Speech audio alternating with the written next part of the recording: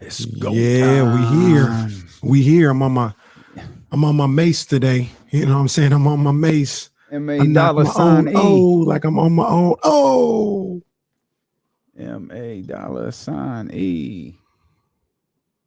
where What's was good, that baby?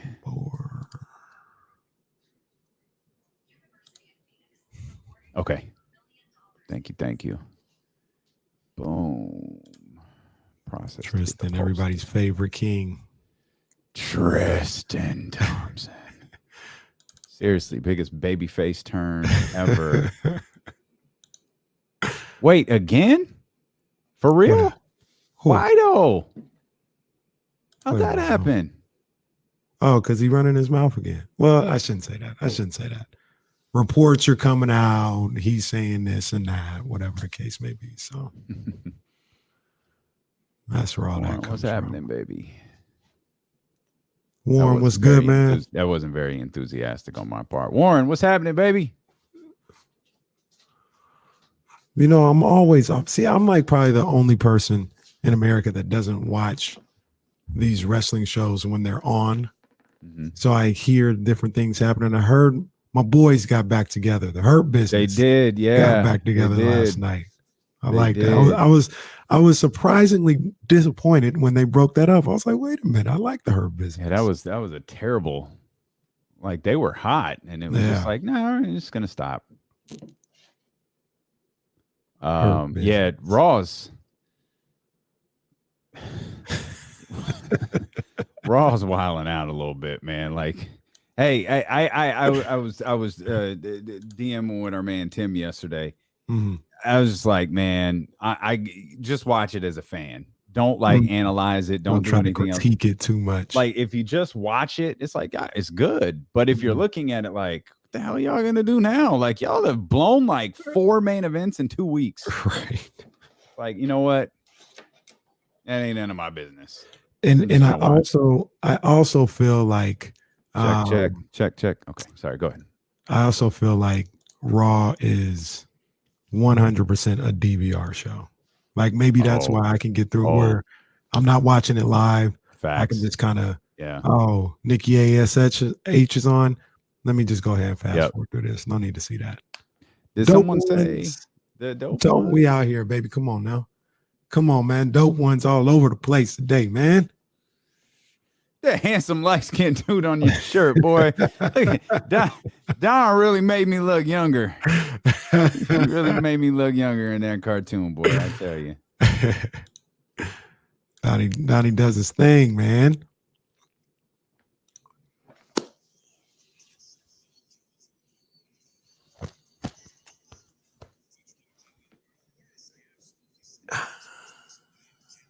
Sometimes you really just vibing out. The strange voice sound was legendary self-made progress last time that I checked. Let's go, baby. Welcome in here to the Tuesday, September 28th edition of D-Lo and KC. I'm Damian Barling. He is Kenny Caraway. Yes, sir. And we are thrilled that you are here with us. Thank you so much for tuning in. Thank you so much for going to Twitch or the YouTube or the Odyssey app. Thank you so much for heading over to 1320 a.m. Just thank you for letting us be a part of your day. It's the first day of training camp for the Sacramento Kings. Seeing some live pics and videos coming from our man James Ham right now as practice is actually happening. The NBA season is on the horizon. Let's go. The media day stuff, vaccination conversations, who's going to be able to play here, who's going to be able to play there, what's this person's nickname, how do you feel about almost being traded? All of that stuff is behind us. It's time to start talking basketball. It's time to start watching basketball. We're 6 days away from the first game, and expectations are pretty high. They're always high. They're always high. The day always high. Sometimes it's like, yo, we're gonna stink this year. I don't think so. When was the last? Okay, let me ask you this: when was the last time the Kings fan base was like, yo, we're gonna stink, like collectively? It's got to be. I mean, the last 4 or 5 years, they felt good. There's about like the team. I don't remember what the expectations were going in. I feel like I was gonna say the year Dave Yeager was. I don't think expectations were like high. I think expectations for players were high, like De'Aaron, Marvin. Obviously, like there were expectations there, and I think that was the year. Like Vince was here, Zach Randolph was here, Garrett was here. Now I'm not saying that in the sense of like, we were going to the playoffs. I don't know that anybody thought that. Obviously, the next season, expectations were sky high. They were shot in the ass about 2 weeks into the season. And I don't really know. I mean, last year was kind of weird. Last year, understatement. I don't think people felt like this team was going to be any good. Well, I don't know what the expectations were last year because of like the season started in December. The off season was like a week and a half long. It's like, oh, we drafted Tyrese Halliburton. Oh, it's a week later, the season's here. It's like, all right, let's go. Let's play ball. So it's, I don't know. It's been a weird couple of years. You know what I mean? So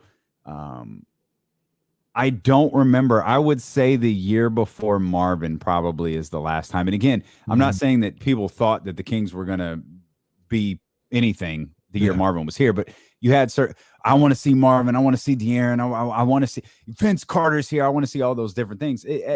Expectations are you know, that word can mean a lot of different things. Yeah, absolutely. Especially when it comes to talking about the Kings. It can mean a whole lot of different things. A whole lot of different things. I feel like you're right. The year before Marvin here, when they had the vets, when they had George Hield, Vince, and Zebo, people were like, oh, we've got veteran experience to go with the young guys. Yeah. We might make a push. And then that year went, so, I mean, it wasn't like the year where they trying to have the number one pick, but it went bad that year. And coming into the final Dave Yeager year, I don't think there were any expectations. It was just like, all right, well, let's see what Fox can do. Marvin, can he make people forget that they didn't draft Luka? And then all of a sudden they were pretty good. And then, like you said, the last two seasons, I don't know what happened last year, but the year after that, they had high expectations. So I don't know. I feel like there are a few people like myself. I might be a one-man wolf pack. Oh, where I don't turn your back on the wolf pack. I expect this team to be in the play-in. I expect it. Oh, I don't think you're alone in that. Well, one, I'm with you. Two, thank you, brother.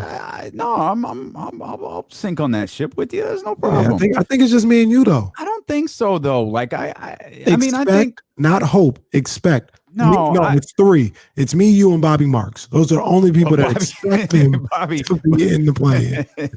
Bobby was like, yeah, this team will be a disappointment if they're not in the play-in in a 40-41 win range. Shoot, we'll do the first temperature check today. I mean, we're starting back up with our weekly visits here. Matt George is going to be with us on Tuesdays moving forward. That's coming up at 3:20. Of course, the host of the Locked On Kings podcast. We can ask him. I feel like the expectations, maybe with the exception of Jason Jones, I feel like the expectations for most people who join us. I think Jamin. I think Jason Jones is actually in that camp too. Oh, is he? Okay. I've heard him talk he hasn't put it on, well, he's talked about it on the show, but he's never said like, no, specifically they should be. He's like, I think it would be a disappointment if they weren't in that mix. Wow. I feel like James has said that. You and Deuce had a lengthy conversation about that. This was months ago. But yeah, I mean, we'll check everybody's temperature. Hell, we'll ask the people in the chat house right now. Twitch.tv/ESPN1320, YouTube.com/ESPN1320. A great way to interact with the show immediately is to jump in the chat house there on one of those streaming services, Twitch or YouTube. If you're listening on the radio or the Odyssey app, you can always hit us on social media at D1KC at ESPN1320. Do you expect the Sacramento Kings to make the playoffs? Not hope, not we wish. Like Cedric the Entertainer would say back in the Kings of Comedy, which is a really dated reference now. But do you expect the Sacramento Kings to make the playoffs? Or sorry. Do Do you expect the Sacramento Kings to make the postseason? There we go. All right. It changes. My bad. Changes A little bit. I expect this team to make the postseason. Anything less would be uncivilized. You remember those commercials? I do. Right guard. Remember those commercials? I do. I remember when Hulk Hogan did it and he was painting. I vaguely. So the two that come to my mind are Marvelous Marvin Hagler and Charles Barkley. But you said I remember Hulk now. Yeah, Hulk Hogan was like painting. Anything less would be uncivilized. Yeah, but anything other than a 10 seed would be uncivilized here in Sacramento. I expect that from this group. Yeah. Yeah, it's always, you need so many things to break your way, and that's not exclusive to the Sacramento Kings. That goes for every team in the league. Obviously, the Lakers can't afford an injury to LeBron James. The Clippers, they can't afford another injury, period. Like they're already dealing with one. You look at the Minnesota Timberwolves, like you keep Karl Anthony Towns healthy, perfect. Something happens to him, well, you're in worse shape than you were in last week. And you were in bad shape last week. New Orleans, same thing. Portland, you lose Dame. Hell, Portland has shown you lose a couple of guys in different spots. Like things can get rocky for them. I'm hoping, knock on wood, that whatever injury, whatever bad luck the Kings had, they went ahead and exercised that demon last year with losing Tyrese Halliburton at the end of the season. It all hit in one, like, just strong wave. It's like De'Aaron has a vicious bout of COVID. Tyrese Halliburton hurts his knee. Marvin's hurt again. Hell, I think we had a Harrison Barnes rib injury. I don't remember what Harrison was, but we had like random Harrison Barnes missing from the lineup moments. Yeah. I'm hoping, because you need a lot of luck. I mean, obviously you need a skilled team. You need a good coaching staff. You need some things to break your way. You need some luck. You need the injury gods. Is that a thing? The basketball gods to keep the injury demons away from you. Right. And I'm hoping that those demons were exercised at the end of last year and we could get a good feel. Hell, I remember, I think it was Luke's first year. We talking about expectations. Luke's first year, Bogey was out with with a wrist, and it was like, okay, no, we're excited, but okay, we're already like Bogey was a big piece of what we're doing. Like, okay, we're already starting without a player.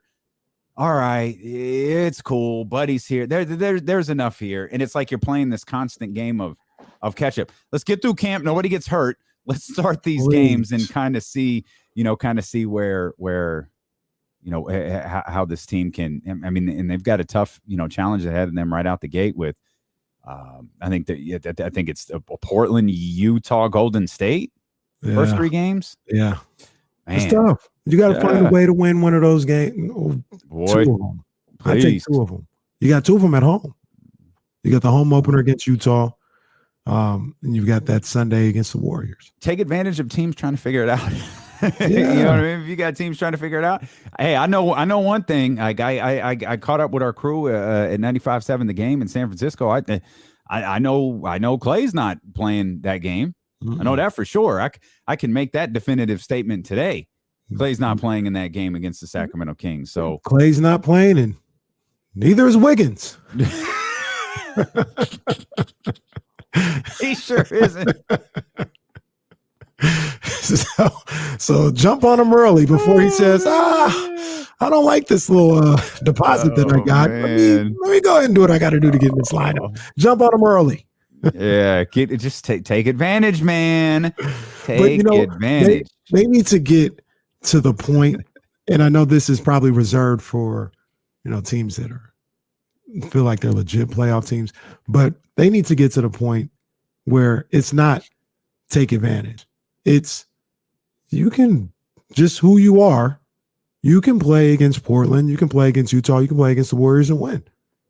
Like they need to get to that point where we're not trying to sneak in wins or catch somebody in when the with the schoolboy roll up or anything, or a small package. We're up there going head to head, and we're like, yo, we can beat you guys, and we're gonna beat you guys. They need to get to that point. think Macho Man beat Ric Flair at WrestleMania 8 with it was either a small package or a schoolboy roll up. I can't, and won the WWE championship that way. Didn't drop the big elbow on him, just rolled up and hit him with the schoolboy. I feel like Macho Man was a small package type of guy. Jesse, don't cut that. Jesse, don't cut that. Wow. Kenny awfully comfortable on this Tuesday morning, boy. I tell you. Please do get that to me. Jesse, do not put that on a shirt. Get that clip to me ASAP. I had a business meeting with the Dope Ones. He was asking for new t-shirt ideas. Well, Donnie, I think I got one.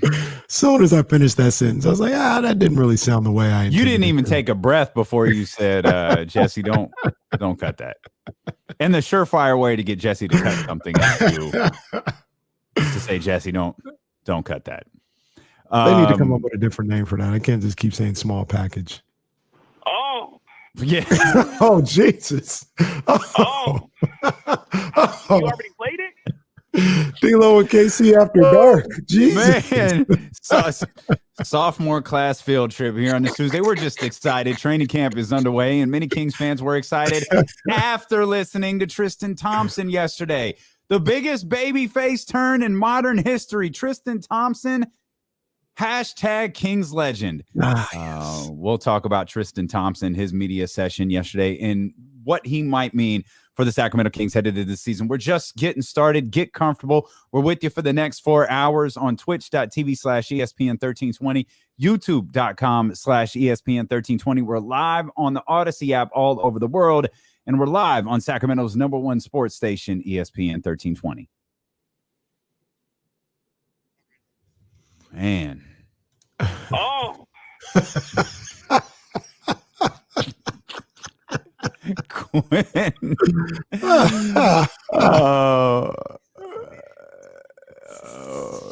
Got to. I got it. Yeah, thank you. Oh. Man, that is some funny stuff.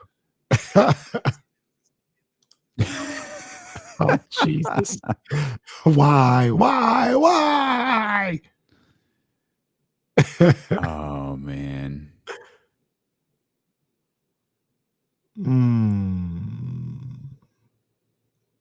Interesting. Channel 68 coming through today. Where were you at? And somebody was talking about channel, like that whole thing we talked about. Where was I just at? It was like 2 days ago. YouTube in there strong today. Can y'all hit the thumbs up? Please, pretty, please. I know it's a daily game of me begging. Where? I was at one of my buddies. Shout out to AJ. Shout out to Elias. We got together on Friday night.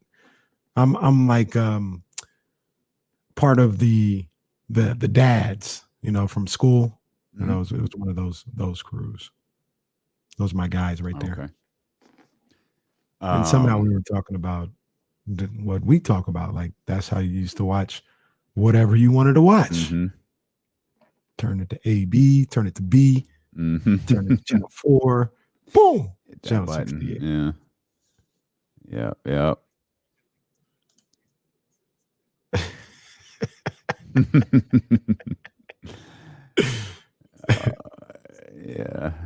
Channel 68. That was a legendary one, though.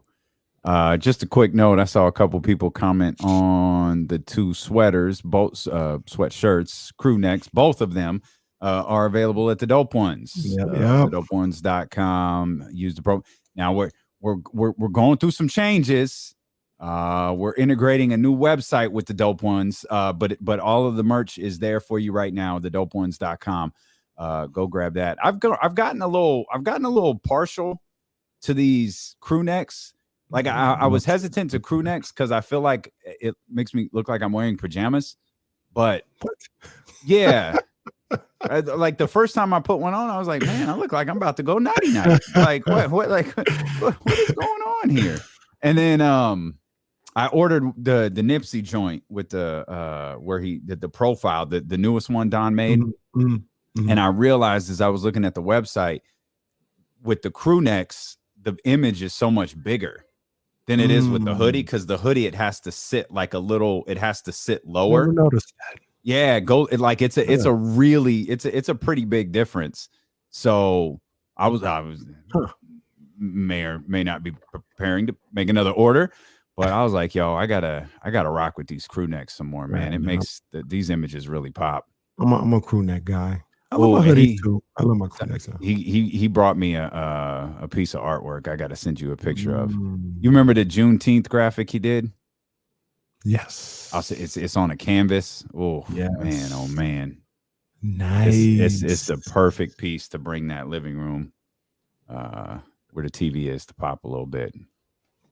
Joe Decker, what's wrong with you, sir? What are you talking about?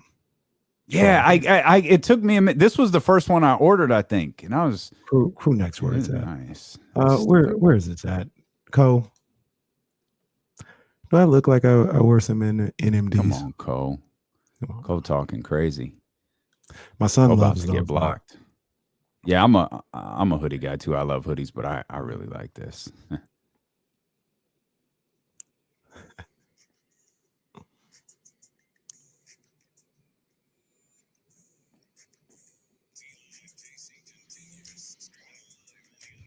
Yes, indeed. You can check out the Odyssey app and all of its exclusive stations right now. Discover hundreds of new exclusive music stations.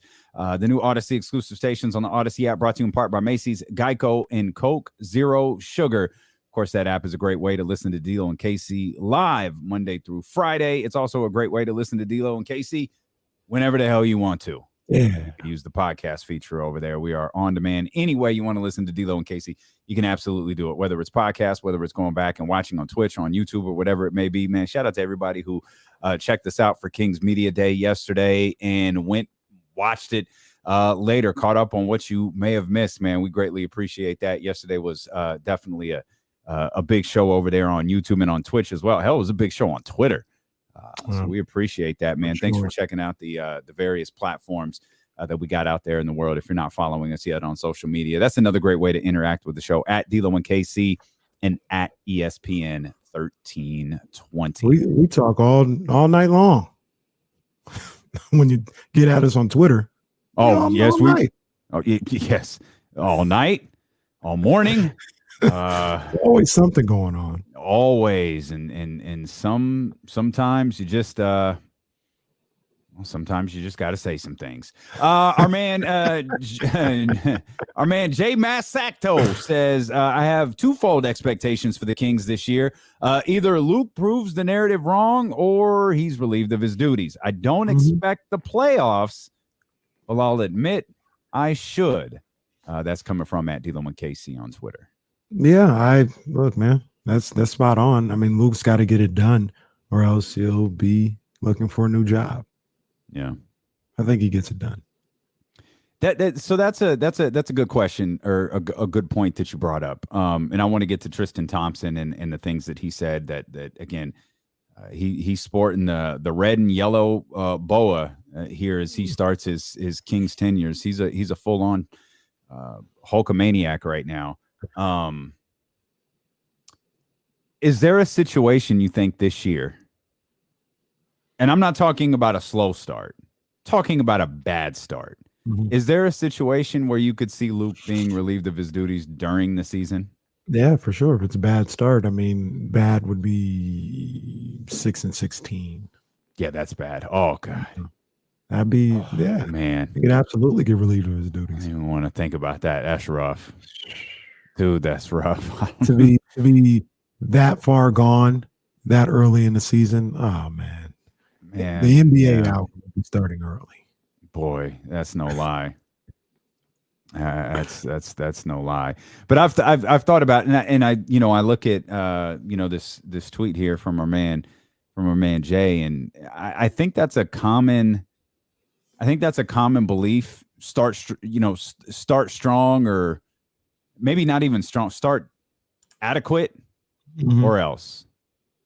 And I think a lot of people really believe in that, or else. And there's examples like, was it Lloyd Pierce in Nate McMillan. Lloyd Pierce was the one that was fired. Nate McMillan stood in. Like Atlanta wasn't 6-16. They weren't a disaster, but they weren't good. Like it was, all right.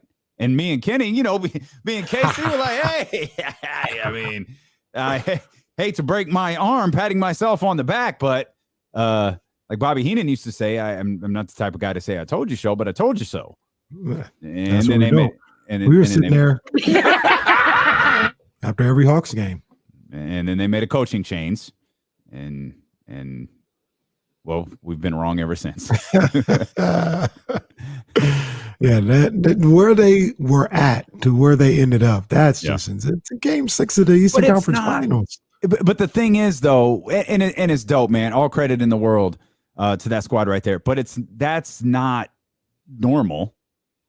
Like to make a coaching change like that, and I guess expectations for every team are different. Nate McMillan is a proven head coach. And I guess, the argument for those who are kind of in the or else category with Luke Walton, Alvin Gentry is a head coach as well. He's a proven head coach. So I hope we don't get to that, because that's not good for the Kings. It's not good for Kings fans. It obviously results in Luke Walton's termination. And I don't think that's a good thing for Monty McNair either, because if he has to let go of Luke Walton, it screams, okay, you blew it. Like you had an opportunity when there were coaching candidates available at the end of the regular season, when essentially nobody got let go. No coach was fired immediately following the season. Now, fast forward about 3 weeks and it feels like there were 10 open jobs. Right. But the day after the season, when most of those jobs become available, none of them were. Yeah. And then all of a sudden, Brad Stevens takes a different position and Nate Bjornsson is let go. And you start looking around the league going, oh, boy, there's a lot of openings here. But you had the chance to be first. You chose not to take it. And I think the or else scenario to start the season, it's just a bad look for everybody. Yeah. Yeah. And I know no one wants that. Put in that situation. You just, at the very least, we're not even asking for this crazy start to the season. Just be around. Yeah. The first until we hit January 1st. And then, try to build on that. But you don't want to fall so deep behind everything that you're asking these questions and we're having these discussions around Christmas time. That would be tragic, as they would say on Everybody Hates Chris. Yeah, no good for anybody. But I know who is good for everybody, and that's Big Al. He's on the phone, 916-349-1320. If you want to get in here, Big Al, what's going on, baby? Hey, I heard, I didn't want to steal your thunder, but, Lakers, Kings, and this is about the great Buddy Hield, and I don't say that facetiously. I mean, I like him. The Lakers really like him. Our GM liked him, but he was his agent, so Buddy, but it was that man again, that mean, nasty King LeBron James, pulling the strings, working his man Westbrook, who, of course, wanted to come back to hometown. That's a great article. I know you're going to talk about it. So, the Buddy deal was done. Like I remember when it fell apart, you go, oh, how can this happen? It's right there. What is going on? And it was Westbrook puts a call into his boss, the owner, the billionaire, right? So I really want to go to LA. Can you make this happen? And son of a gun, it happened. Weird. Yeah, that's it's a bit of bad luck, man. Yeah. Appreciate you, Big Al. Yeah, always great to hear from you, Big Al. Thank you. If you want to get in on the phone lines, you certainly can. 916-349-1320. Yeah, Sam Amick detailed that article quite a bit, or detailed that story, excuse me, in his article in The Athletic. And yeah, he called, Russell Westbrook called Ted Leonsis and said, I'm ready to go. And he thought there was an opportunity to wind up with the Lakers, and then he heard about the Buddy deal, which apparently everybody, I guess Buddy being traded to the Lakers was the worst kept secret in the entire league. And Russ made the call, and I guess the only one who didn't know about it from there was Monty, because the line that we had noted here was Kings front office was steaming after the trade fell through, and the Lakers turned their attention to Russell Westbrook because they had no idea they were competing with anybody in terms of this deal, and the whole thing with the Kings blew up. So I didn't get a chance to read this article. Does Sam Amick say in this article, when you talk about the process of that particular trade, that it was a done deal and that the Lakers basically pulled out, or they just didn't tell them there was a competing offer? I didn't get that impression from Sam's article, and I don't think that he clearly said it one way or another. But I did take note of this particular part here. We all go back to draft day and remember a very memorable 20-minute time span on draft day. Sam writes, so by the morning of the NBA draft on July 29th, with seemingly no trade for Westbrook available, Rob Pelinka, the Lakers vice president of basketball operations and general manager, appeared to have no choice but to move on. Their backup deal was Buddy. That was their backup plan. So the idea was, and I think this was a part that Big Al and I left out there in that earlier conversation, is the Lakers were trying to acquire Russell Westbrook. And Tommy Shepard. They were trying to get him the whole time. Yeah. Tommy Shepard was like, no. And Russ called Ted Leonsis. He called Tommy Shepard's boss and was like, hey, let's move on. And I guess Ted Leonsis was like, okay, I'll pass the word down. Told Tommy Shepard, deal got done. That's how it works. So now here's the part that we've often debated. So we know we have a little bit of a timeline now. Lakers and Westbrook were talking. Wizards said no, or excuse me, Lakers and Wizards were talking about Westbrook. Yeah. Wizards said no. Westbrook calls Leonsis. Rob Pelinka moves on to Sacramento. That report gets out there. Now, all of a sudden, Tommy Shepard hears from his boss. He sees that the Lakers are on the verge of trading 2 of the 3 people that they need to make this deal work. And the sense of urgency picks up, which is why this whole thing with Russell Westbrook and the Los Angeles Lakers seemed to come together so quickly, as it went from no, we're not trading him, to holy crap, we have to hurry up and do this before all the pieces we can acquire are gone. And it absolutely sounds like not only did Russ make a phone call to the Wizards ownership, but he probably was at least in the group chat with LeBron, like, no, LeBron, this thing is about to go down. Like, talk to Rob, talk to Jeannie. Like, if this is the moments now, if it's going to happen, else it's not going to happen because you guys are about to make this deal. And that probably put the pressure on everybody, and they got the deal done. So I feel like the Kings front office was just mad at the situation, right? Not really mad at the Lakers per se. Because from what I can gather, the Lakers didn't have to tell them they were negotiating with the Wizards or they had this other deal, a side deal. Just seems like one of those things where, like I said, Monty McNair, Kings front office, like, oh man, come on. Well, think about it. If you're Rob Pelinka, you're trying to make a deal for a player. That general manager is telling you no. They're telling you no, and you're 100% correct. Rob's got to call LeBron and say, dude, I can't do anything with Russ. Tommy Shepard shutting me down. Like, the Wizards have shut us down. Like, there's nothing I can do. I've got to move on to plan B. Plan B is Buddy Hield and the Sacramento Kings and that deal. And then all of a sudden, and maybe you're right, after Russ calls Ted Leonsis, he calls LeBron and says, yo, get your man's working. I told Ted Leonsis I want one out. He's telling Tommy Shepard. Now all of a sudden, the Sacramento deal is out there being reported over and over and over again. And we're all just sitting here, twiddling our thumbs together, waiting to see what happens with Montrezl Harrell. Montrezl Harrell opts in, and we think, okay, Kyle Kuzma and Montrezl Harrell are going to be Sacramento Kings. Buddy's gone. Everybody thinks. What's going to happen tonight at the draft? And then, no. Then Russell Westbrook is a Los Angeles Laker. Crazy. And those players, in addition to, was it Contavious Caldwell-Pope, I think, they wind up going to Washington. Now, refresh my memory here. Wasn't this like also over the course of a couple days? because the rumor was out there. And I just remember Montrez, we were like waiting to hear from Montrez for like 2 days about what he was going to do. The Buddy Lakers rumor was out there for a couple days. It was out there for a couple of days for sure. Because it was just like Montrez. We were waiting on Montrez because he was the X factor in both deals, really, with him opting in.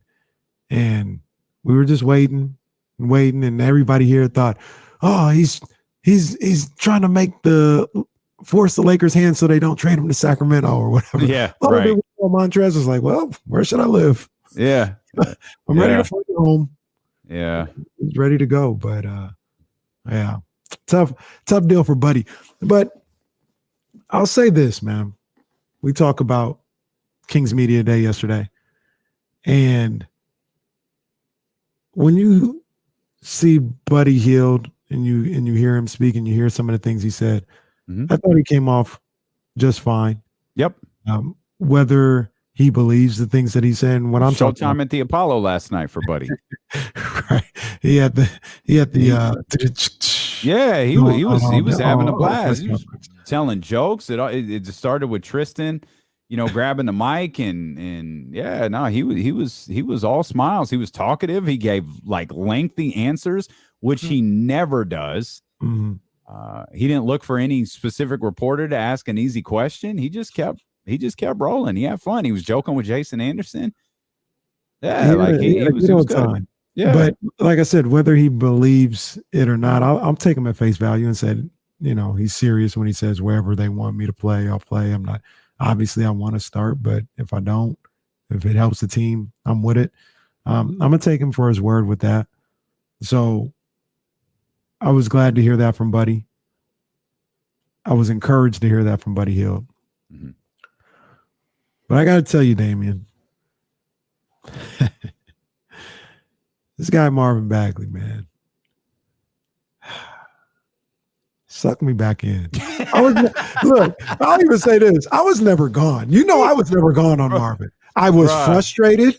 I was pissed off at the little tweets and all this other stuff. But remember, Damian, I routinely said, as mad as I am or disappointed or frustrated as I am, I'm not ready to necessarily hit that button. Now, if a trade happened for, Siakam, Ben Simmons, guys like that, you got to give up something to get something, and I'd be okay with that. But remember, there was times when I would say, I'm ready to get rid of Buddy Hield at all costs.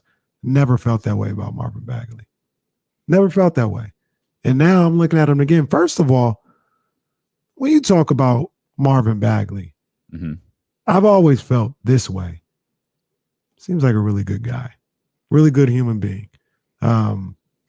Stand-up dude, gets bad advice, I think, a lot of the times, but I don't look at Marvin as some kind of malicious guy. And yesterday he came off as a decent dude, a good guy. So there's that aspect. I love that, and I believe him when he talks about how much he loves basketball. I don't think working on his game, working on his body, working to be the best player that he can be, I don't think that's ever in question or an issue for Marvin Bagley. It's just the fact of he can't stay healthy, and that's out of his control, and he may never be healthy. He may be hurt every single year. But like I said, aside from those major deals that we talk about where you're getting a bona fide all-star in return, I'm willing to run it back and see what he wants to do. Also remember, I've said let's get in this conference room here at the Golden One Center at the front offices. And let's have a real conversation. If you're Monty McNair and Marvin Bagley, let's have a real conversation. Do you want to be here? Do you want to be here? If you tell me yes, because we want you here. We want you here. We believe in you. Well, he might not say they believe in you, but we believe in what you could be. We want to take a chance with you. We think that you can be a huge addition to what we're trying to do. All you got to tell me is, do you want to try this? and we'll do everything we can. We're committed to you. Got to have that conversation. They might have had it. They may not have had it. But, man, hearing him yesterday, hearing him talking about being around Doug Christie, I'm willing to roll the dice on the kid, to be honest with you. I'm willing to roll the dice. Kenny's love tears. Cheryl in Elk Grove, Jazz, Reese. That's tier 1. Tier 2, Marvin Bagley. And then you could fill out the rest of the tiers after that. But Marvin is just a smidge below the people that live in your house. Am I lying to you, Damien? Am I lying to the people? Have I ever really given up on Marvin Bagley? No, Marvin, I think, has hurt you. Like, he's frustrated the hell out of me. Yeah, Marvin's like you want to love him, but you don't feel like he loves you back. And you keep opening your arms to him, and then he does something. He likes a tweet. He has his crew come at us, like whatever it is. And yet every time Kenny's just right back here, and he's like, it's okay, baby. Come here. Come here. I believe in the little dude, man. No, little dude. I only say that because he's not because he's a small guy. But I believe in him, man. I believe in his talent. I believe in what he could be. And I'm not ready to give up on what he could be. Even when he plays, I don't think he plays there's things about his game that frustrates the hell out of me. I feel like he can be a little soft out there. He has been in the past. And I don't know if that'll change. I hope it does. But for the most part, even when he's playing, I'm like, yo, he's good. Let Marvin rock. Get him what was I saying during the season? Give him the ball. Give him the ball. Give him the ball. Let him work. When you were a kid, did you ever tell Cheryl from Elk Grove that you like, I'm moving out, and you go to leave, but like you're like 8 or 9, you don't have anywhere to go, so you just kind of you like grab a shirt and some shorts or whatever, and you just go stand on the corner, and then a couple minutes go by, and you just turn around and come home. That's you. Yeah, that's you with Marvin. Like you fake like you're leaving, but you got nowhere to go because you've got this just love for him, and every time you keep going back. See, I wouldn't even say it's that much. I just yell and curse at him and slam the door. That's it. I never leave the house. I don't want us to break up. I don't want this to be over. You just I'm mad at you. And you want him to know that you're mad at him. Yeah. But I'm mad at you. I'm mad at you, Marvin, because I believe in you. That's why I'm mad at you. If I didn't think much of you, if I didn't think much of what he could be or his talent, I could care less what he tweets, what he requests. Man, get out of here. No, I've said this numerous times. The missing piece to all of this is Marvin Bagley. The missing piece to the Sacramento Kings and what they're looking for to progress to another level is Marvin Bagley, and at the very least, what I feel he could be. But at what point are you wrong? And not just you. What he could be? Yeah, all of us, because we all thought something, whether we like the selection or not. I don't think anyone thought like, oh, this kid's terrible, like he's going to be an awful pick. No one on the I genuinely believe nobody thought that. People who cover the draft, they're like, I probably would have gone with someone else. I would have gone with Luka. I would have done something else there at number 2. Marvin's not a bad player. I don't know if he's as good as the other guys, but he's not a bad player. At what point, though, are we just wrong? Okay, so wrong about what? Because his talent level, I don't think you're necessarily wrong about that. Can you rely on him? Can he stay on the court? Okay, let's take that. Let's take that out of the equation, because I think you got to be careful. Like I think I've heard Kevin Durant say this, and I've said something along these lines before. I don't put Greg Oden in the category of what was the kid Anthony Bennett. Those guys aren't the same. Right. One had all the talent in the world but couldn't stay healthy. Right. The other one, you're just wrong. Just dead wrong. But part of, and we've talked about this before on many occasions, and it'll always be a part of the sports conversation. You're not just judged by what you do on the floor. you're judged by what you do on the floor and where you were drafted. 14-7, 13-7, somewhere around there. Is that good enough to be the number 2 pick when you went before Luka and Trey and some other guys? Off the top of my head, and I will do the research necessary, I'm pretty sure his numbers aren't that much different than DeAndre Ayton, who people were comparing to David Robinson a couple months ago. Well, so why were they doing that though? Because they were in the conference finals. They were, in the finals. That's right. Yeah. But that's my point. It's not like he's really that much better or that much different. It's just the stage that they're on. And they got to that stage because of one player that comes and changes everything. So I bring that up to say it's the injuries. Because if he's healthy and he's putting up 14-7, he's getting an extension. If he's playing 75 games a year, and he's putting up 14-7, and he's 22, like, oh yeah, we'll take that. We'll take that. Okay. Well, let's talk. Let's talk more about Marvin Bagley. I want to talk more about Buddy Hield too, because you brought him up, and I mentioned Triston Thompson. If you missed media day yesterday, we'll have some of the clips from Triston Thompson as well. You could hit us on the phone lines at 916-349-1320. You can also hit us on the chat and Twitch and YouTube as well. We're back with more here. It's D'Lo KC on Sacramento's #1 sports station, ESPN 1320.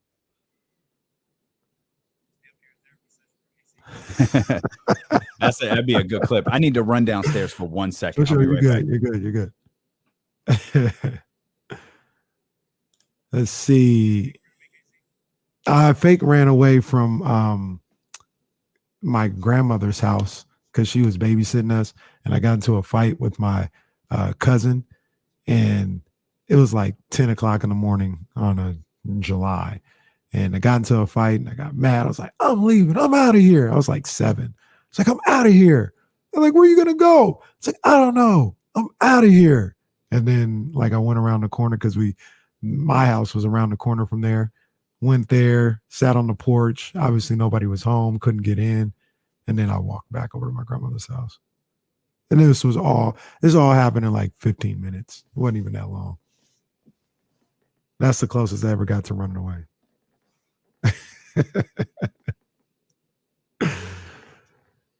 Yeah, okay. KC, you were saying that someone has to speak up. Money, I like Money McNair. That's what we should call him, Money McNair. Money McNair or Bagley side. And I seen that yesterday. Bagley spoke up. He did. Bagley, I don't think he's ever going to be as definitive, or I shouldn't say ever. Right now, he's not going to be as definitive as people want him to be.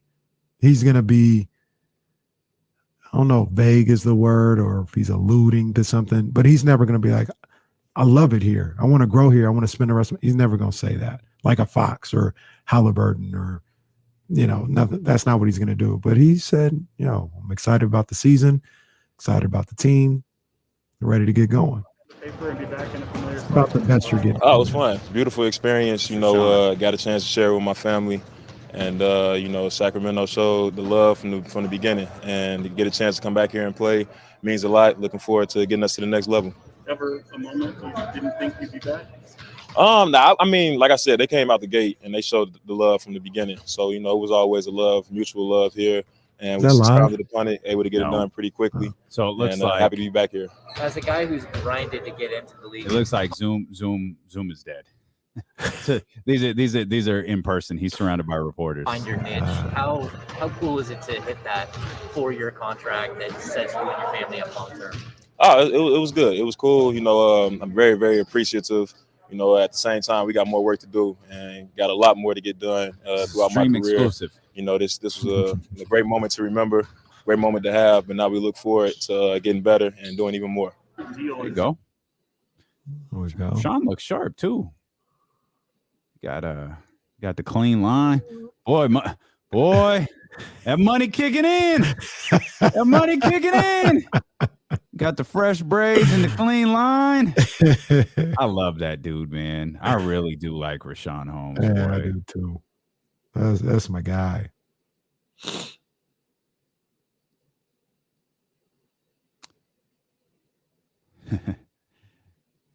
Dr. David went to work. Kenny telling the truth about his MB3 love. Marvin Bagley gonna be an all-star. That's a lock. November 19th, 2018. Oh man, from day one. Day one.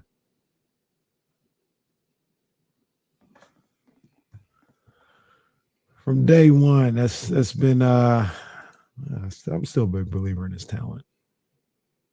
Wonder if he's ever gonna realize it, but yeah. That's the only relevant question with relation to the Kings? Really? That's it? Yes, he's. Hey, man, where have you been? Where were you yesterday? yes, it was Bizak. Man, Bags, where you been, bro? I thought you was mad at us. Man, I come to think of it, we ain't seen you on Twitter or nothing. Securing the Bagley, he came in like one day last week, like we were talking about something. He was like, the show they're talking about is the Wonder Years. And then left. I feel like Macho Man was a small package type of guy.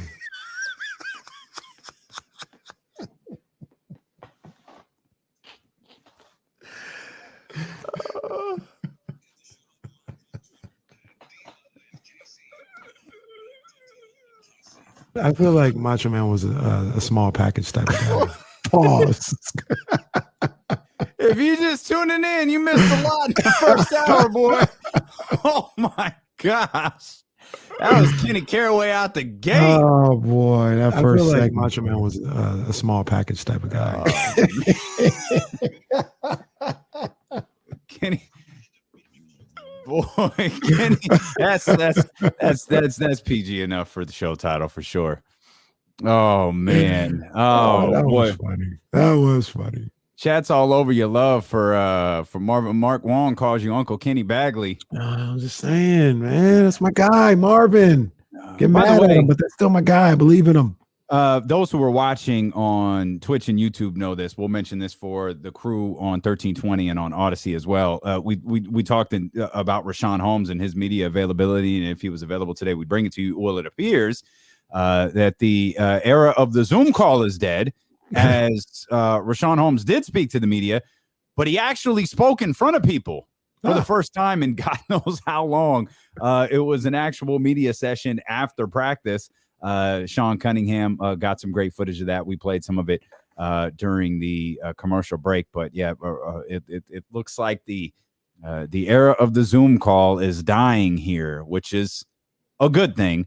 But Rashawn Holmes did speak as the Kings wrapped up their first training camp practice today. I do want to throw a question at you that I saw in the chat. You can get at us, by the way, 916-349-1320. Before you do that, I can't find the actual thing, but I mean, I got to play it. John Bull said it perfectly. Yesterday, Marvin Bagley said, I want to be here. And he also said after that, what more do you want from me?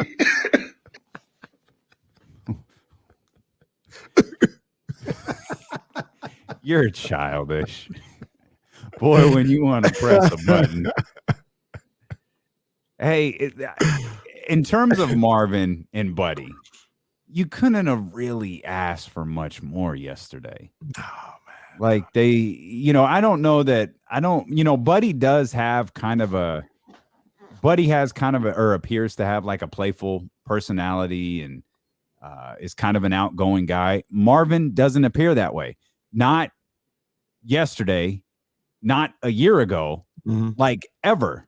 He's never appeared to be that type of guy. So given, what he said, I'm going to take his demeanor out of the equation because I feel like that's Marvin's demeanor. I don't feel like that's a happy demeanor. I don't feel like that's a angry demeanor. I just think that's Marvin Bagley. And that's the way that he is. He's chill, man. He's a chill dude. That's what it is. He doesn't get, high or low on like tweets or podcast critiques or stuff along those lines.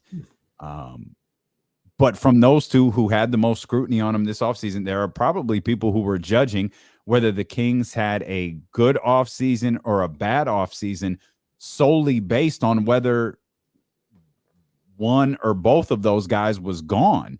Mhm. And so for them to speak, back to back on the podium, I have zero issue with either one of them yesterday. Now, if you can take yourself back to before last season, Marvin was kind of the same way. Same demeanor, same everything, wanted to put the injuries behind him, wanted to put last season behind him. Team got off to a pretty strong start, and then his dad started tweeting. Mhm. So there's probably not a lot to read into it in that regard, but if we're just judging solely off of what we saw yesterday, I don't know what more we could ask for from those two guys. I don't think so either. I think they said all the right things.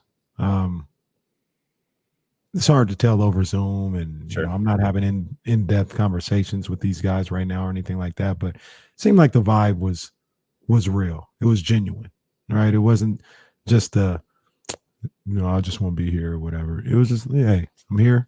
I'm ready to go to work. I'm excited about this team. Yeah. Buddy was engaged. No, the vibe was right. Sometimes they just be vibing out, right? And they were vibing. And you got to, them vibes. And I don't want to isolate it on Buddy. Like Marvin was engaging too. He was engaging in a different way, but I expected when Marvin went to the podium, like, okay, this is probably going to be short. Like he doesn't give long answers. Buddy, the same thing. This will go like quick. That's not what happened at all. Like Marvin and Buddy both gave lengthy answers to questions that were asked to them. So just from that perspective, I have no issues with either one of them, and I think it just kind of rides with you could either choose to take an optimistic approach this season or a pessimistic approach this season.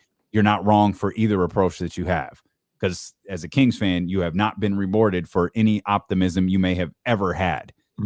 So I can understand the approach that no matter what approach you take, I can absolutely understand it. But I think and you mentioned this a minute ago, KC, I think what really got people excited as it pertains to Marvin Bagley is when he mentioned Doug Christie.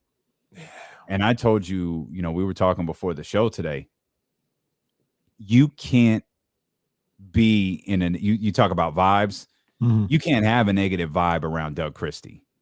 You can't have a negative vibe around Doug Christie because it's virtually impossible because of the type of vibe that he has. And two, he ain't gonna allow it.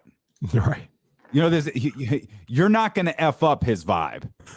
You know what I mean? Like if you're around him, you're gonna be engaged with him because that's the type of personality that he has. Yeah, and I genuinely believe Marvin Bagley when he talks about how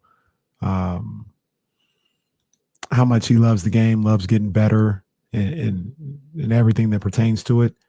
And if you get a chance to link up with somebody like Doug Christie and you feel that way, oh, you're two peas in a pod. You know what I mean? Because he can foster that. He can water that grass because he's cut from the same cloth. He loves the game. He's passionate about the game. He's passionate about getting better. So I can absolutely see him, Marvin Bagley, and Doug Christie, having this type of connection and having these type of engagements where it has Bagley thinking about, I don't know, long term, but I can do this year. I can do something. At the very least, I'm gonna get better as an individual, and I'm with the right person to foster that type of growth that I want as a basketball player. So I can see them clicking pretty well. 916-349-1320 if you want to get in on the conversation. I think we got our man Jeremy here. Jeremy, what's going on, baby? What's up, guys? Long time no talk. How you doing? Yes, sir. Very good, man. How you doing, man? Hey, good. Hey, I just really, Kenny, just a minute ago, what you were talking about with Baggy, I want to have your back, man. I know they give you a bad time. I'm telling you, you can't give up on this guy, and it might be the perfect situation because, he may learn, he may be healthy, and we don't have to pay him tons of money. So it may work out. I was hoping we didn't get rid of him. You can get rid of Buddy, in my opinion, but Bagley is underperformed. So if someone's going to get him cheap, And then I just can see him just taking off and being super good. I'm telling you, his potential is way high. Yeah, I'm a big believer, man. I'm a big believer. Should we start like a Bagley support circle? We got you, Sure, yeah. Jeremy, securing the Bagley, whose entire persona is built off of his love for Marvin Bagley. He's in the chat. Great to see him on youtube.com/ESPN1320. But we could have a support group for hey, I'm figurative. I'm Team Bagley. Like I'm rooting for him. Not literal, figurative. I'm rooting for Marvin Bagley. I don't know that I'm at the level that you are or Jeremy is, and certainly not at the level that securing the Bagley is. But maybe we just form a little support group for you guys who really, you really ride at level 10 with Marvin. Yeah, man, we believe in the dude, man. We believe in his talent. If he could just, like I said, he's got some people in his circle that I don't know. I don't know how that works out. Sometimes it's a little iffy. And he gets, I think, a lot of the times the last few years he's gotten bad advice. Maybe he's acting on his own. But I feel like he's gotten bad advice. But as a basketball player and as a man, I have no problem with Marvin Bagley. Okay. I agree with you on the advice part. He's absolutely gotten some bad advice. And he has had what appears to be bad people speaking for him. And they may have those are lessons you've got to learn on your own, man. Those are those are lessons he'll just have to learn. And to be perfectly clear, I think all those people involved have good intentions. Like they're there to support Marvin Bagley, but they're going about it completely the wrong way and being disrespectful and alienating the people that he works with in the process. And that's not okay. Or disrespecting and alienating the people who are literally rooting for him to succeed in the absolute worst way. Like going after De'Aaron Fox is a really poor strategy if you're any part of Team Bagley, given how critical De'Aaron can be for the success of Marvin Bagley. And the success of the Kings means the success of Marvin Bagley. It means the success of De'Aaron Fox, Rashawn Holmes, Tyrese Halliburton. Like we focus so much because this team and this organization has been so bad. We focus so much on individuals, this player, that player. You just heard Jeremy say a second ago, I'm Team Bagley. I could do without Buddy. And we focus and we talk about this guy and that guy when ultimately we're all rooting for the same thing. Yeah. Even the most pessimistic fan, even though they won't say it out loud, we're all rooting for the same thing. Right. And it's the success of the Sacramento Kings. Yeah. Not the individual. No one's going, man, I really hope Buddy has a great. I don't give a damn about the Kings. I just hope Buddy has a great season. I don't think very many. I mean, there's probably some, but I don't think very many people are doing that. Yeah. You're rooting for the success of the team. At this point, for the most part, everybody's had success individually to some degree. The only thing that's missing that would take all of their profiles to another level is being on a winning team. So there's that. There's only 3 things that I can think of off the top of my head that I just feel were whack by Marvin Bagley. That number 1, and some people disagree with this, but when he didn't set the record straight with his dad's tweets and his feelings, he ain't even got to say his feelings. He just didn't set the record that, like, look, Fox did it. He's like, look, don't get me crossed up in that. I do what I do. I leave that. If you want to hear from me, if I ever want to speak, you'll get my thoughts on anything. If not, and you hear something else from somebody else, that's not representative of me. That's all you got to say. Number 2, I don't know if it was his decision or his advice, but at the end of the day, he's a grown man. So I'll put this on him. The decision to almost just chill out for the rest of the season in Arizona. I didn't think that was cool at all. And then the last one, liking the tweet was kind of ridiculous, but his reasoning for it was even more ridiculous. Like, man, I watched Trae Young and I was just so motivated. I was just so hyped that you liked the tweet saying, get me out of Sacramento. That doesn't make any sense. Yeah. That was pretty goofy. Yeah. Sometimes when you're trying to cover the truth up with a lie, it gets messy. And I kind of think, I don't think he really thought that one through. I think let's do a podcast. And in the spur of the moment, he said it. Facts. Facts. Thank you. Thanks, Earl. Is it Earl? Thanks, Earl. Facts. You're listening to ESPN 1320. You're listening to D'Lo and KC on ESPN 1320 KIFM West Sacramento, KRXQ, HD2 Sacramento, and Odyssey Station, and driven by Lashers, Elk Grove Dodge. He sporting a very nice shirt. What a handsome light-skinned fella on it for sure. That's Kenny Caraway. I'm Damian Barling. We appreciate you so much for being with us. You too can get your D'Lo and KC merchandise over at thedopeones.com. Go check that out again. That's thedopeones.com. I want to talk more about the Sacramento Kings. I want you to hear from Triston Thompson as well. Triston Thompson, hashtag Kings legend. Kings Herald was writing about him. Everybody was talking about Triston Thompson yesterday. And I think part of it is because everybody went in with like a preconceived notion as to who and what Triston Thompson is. Mm-hmm. And then they heard him speak yesterday, and it was kind of like, oh, I appear to have been wrong on Triston Thompson. So you'll hear some of the things he has to say. We're talking about Marvin Bagley. Triston talked about Marvin. I think there's a lot that Triston Thompson can do. We even heard some early Iman Shumpert comparisons yesterday. So we'll dive into that. We'll dive into that. I want you to stick around and hear that coming up in just a couple of minutes. But it's 1:00. It's a Tuesday. That means we got power rankings, baby. And this would be where I used to hit the theme to the show, power. But then Danny in San Francisco threatened us with a $50,000 fine if we out of his pocket. He said, "I'm going to fine you." Yes, he said, "I'm going to take $50,000 from you and put it in my pocket as a precautionary measure if Twitch or YouTube gets upset with us." Spoiler alert. Twitch or YouTube never got upset with us for playing Power's theme song, but we play by the rules here on D'Lo and KC. So you want to I'm going to admit real quick, I'm just going to acknowledge this right out the gate. I'm going to offer an apology to everybody. Hashtag prisoner of the moment. I'm going to throw that out there right now. And I know I've got a couple of things happening here that I'm going to regret. But it's fine. It's power rankings. You go week to week. You want to lead us off, or do you want me to? I'll go first. You're being indecisive. I'll go first. Go ahead, man. And I'll start because the first two aren't even difficult for me. The Rams are number one. That's not we're not having a conversation there. Yeah. I put the Bucks at number two. They got beat by the number one team. Like I'm good with this. Rams at number one, Bucks at number two.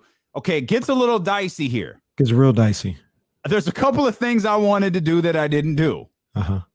I'm like, I'm a Cleveland Browns guy. Not time yet. No. Who did they beat? They beat a team that had one passing yard. They beat a team that had 40 yards on the day. Come on, man. So Cleveland, we're getting there. We're not there yet. And then I thought, okay, I need to give the Raiders their due. I need to give the Raiders their respect. Man, but 3 feels really high for the Raiders. Who's the other team? Not there with the Cardinals yet. What about the Ravens? But the Raiders beat the Ravens. So what do? Tie. Wait, what? Rams at number 1, Bucks at number 2. At number 3 is the Ravens and the Raiders. The hell is both a tie? At number 3. It's a tie. This is a tie with the Raiders. This is in honor of the Raiders almost tying the Dolphins. They almost tied the Dolphins. So it's a tie. Power rankings. Rams 1, Bucks 2, Ravens, Raiders at 3. But to be fair, I'm only going to give 5 teams. I'm not going to extend to a 6th team because I have Did you do a this tie. alphabetically with the Raiders and the Ravens? Because if not, then the Raiders are 3. It's a tie. Yeah, but you said Raiders, Ravens. Did you do it alphabetically? If not, then the Raiders Raiders, are 3. Ravens, Raiders, Ravens, Raiders. I don't care how you do this. It's a tie. They're both at number 3. I thought, damn it, what do I do it for? Still not doing Cleveland because you didn't do enough. Well, it'd be 5 technically. It'd still be 5. 5. Yeah, that's fine. Cardinals. Had the Cardinals in there earlier in the season. No. Go ahead and do it. It's the Dallas Cowboys. Go ahead and do it. It's the Dallas Cowboys. I feel like Macho Man was a small package. I don't know. Drop it. I don't know. It just seemed appropriate. People want it. Casey went to Best Buy and said, "Give me the loudest mouse you have." there it is. I understand. Prisoner of the moment. Had the night all to themselves last night. I watched more of Manning night football than I have in the previous 3 weeks. Saw LeBron and Nick Saban. I never really watched any of that. It's kind of it's good in spurts. Like I like it, and I think it's a great concept. But I'll flip back and forth. I don't want that. You know how they always send out push notifications for it? You ever see a movie, like a trailer, and you feel like you go see the movie and all of the good stuff was in the trailer? Yes. That's kind of what Manning night football is if you open up social media, it's like, oh, that's really good. But in between, it's like, all right, okay. I was watching when Eli gave the double bird to everybody, which is what did he do that for? He was they were talking to Chris Long. They were talking about Philadelphia, and he was like, yeah, Philadelphia is this weird, place to play. Like you come out and you're getting the double bird from like a 9-year-old, and he holds his hands up like this. And for those who aren't watching, he just basically holds his fist up and he's saying double bird. And for reasons known to only Eli Manning, he comes back and does it again. But this time he's got his fingers up and he goes, yeah, you're just getting the double bird. He's like, I don't know if you could do the double bird on TV. I'm sure they could digitize it, obviously having zero concept of how live television works. But it's Eli Manning flipping off like all of America with 2 fingers, Stone Cold Steve Austin, 1998 style. And I think like a segment later, he comes back and goes, I'm sorry about the double bird. I guess that's frowned upon on television. And I'm sitting here thinking, look, I guess because we all know what it means, but it's just a finger. Who decided? I heard this. Who decided that was a bad finger? Don't get me started, because I've asked for years, what makes a curse word a curse word? Right. Who determined? Hey, who was the first person who said the F word and was like, yo, you can't say that? Wait, excuse me?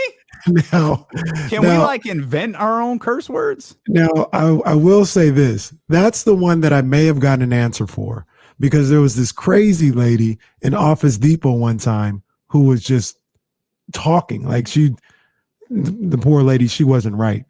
And that was the first time I got what that means. And I was like, I understand why that's a curse word. Now, other curse words, what makes curse word X a curse word and the not a curse word? I've never understood that. And it seems like what a bad word has changed. Oh, for sure. There were words. You never know what's a bad word now if you're watching TV. There were words that you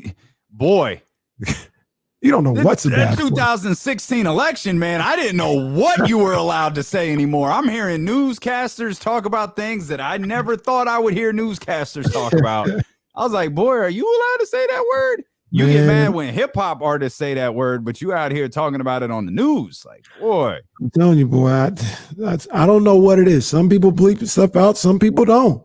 I even heard the S word on regular TV. I said, we saying that now? Oh, they dropping bad words on wrestling now. Like AEW cusses at least 2-3 times a week. I know what a universal bad word is, though, except for our man Josue, and that's the Cowboys. The Cowboys are a bad word. For most football fans. But I got caught up in the game last night, and I got caught up in Dak, and I feel like Dak, They established a run game as big of a bonehead as I think Mike McCarthy is.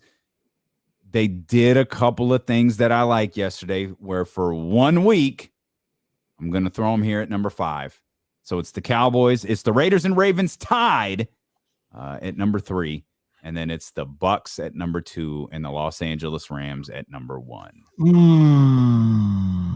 And by the way, and we've got to get your power rankings. We got to get powerless rankings and all of that. And I don't want to cut you short. So I just want to offer an apology to somebody because I told you about this when I read it and I laughed at it. I was like, boy, we're really going over the top with this here.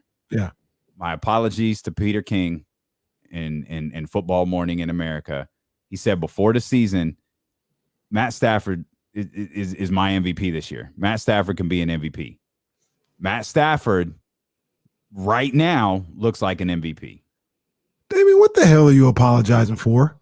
Because I thought what Peter King said was ridiculous, and it turns out it's not ridiculous. It's 3 weeks into the season.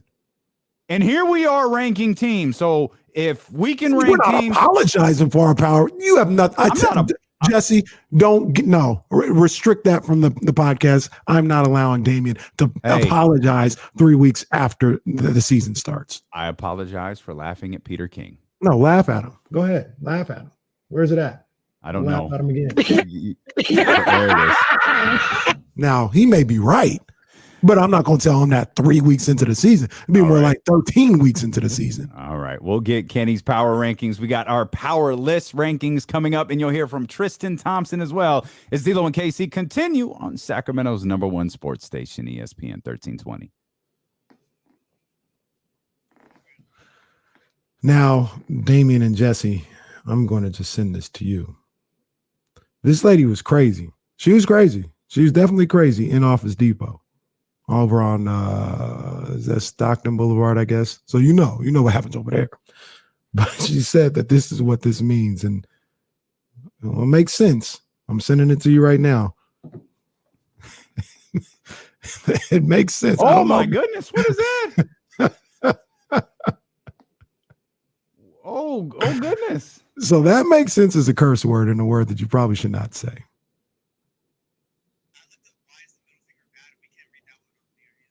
Oh. Okay. Well, all right. All right. So look at John says me researching curse words has left me even more confused than when I started. Oh. I'd had these questions for almost my entire life, and this crazy lady at Office Depot might have answered one of them. I get it. I get it now. David Jackson said his small package did arrive. Oh, jeez. So, I mean, hey, that's good news. Oh, I feel like Macho Man was a small package type of guy.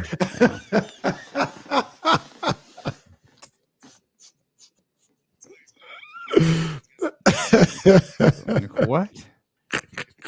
Like, why does Kenny know that? Why does Kenny know? Oh man, yeah.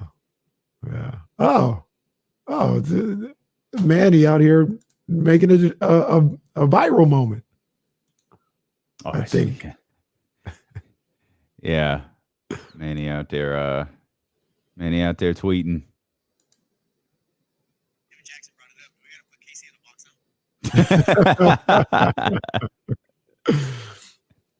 This is crazy. I never watched this show, but I'm familiar with the person.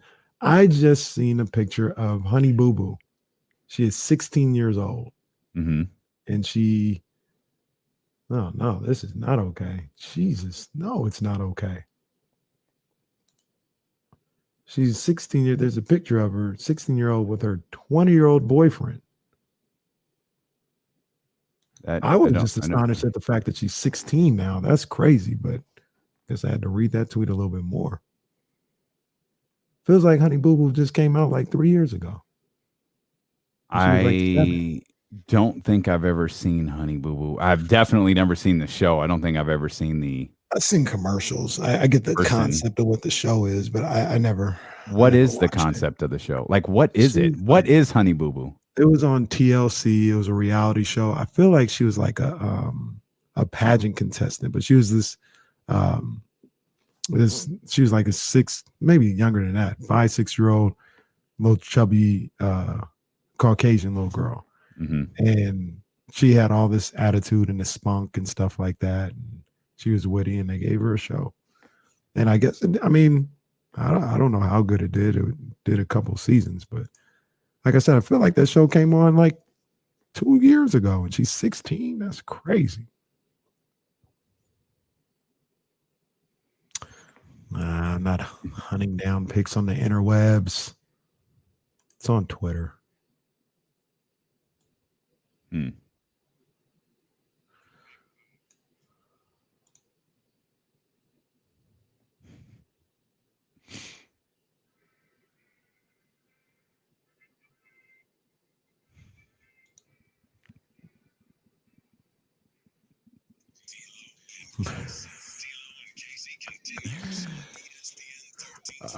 Enter the chat if you're up for it. YouTube.com/ESPN1320, Twitch.tv/ESPN1320. We welcome those listening on the Odyssey app and, of course, on 1320 AM. Power rankings out. I had Rams at number 1, Bucks at number 2, Ravens and Raiders tied at number 3, and the Dallas Cowboys. They were my 5th team. I had the Dallas Cowboys there at number 5. What do your power rankings look like this week? Well, my power rankings start off the same way. Rams, number 1. They got the belt right now. Bucks, number 2. Like you said, they lost to the number 1 team on the road. They're not going to go from 1 to 7. All right. They're number 2. They're good. Tell you guys right now, falling out of the top 5 was last week's number 3, the Kansas City Chiefs, and last week's number 4, San Francisco 49ers. They're not in the top 5. We have 2 new teams in the top 5.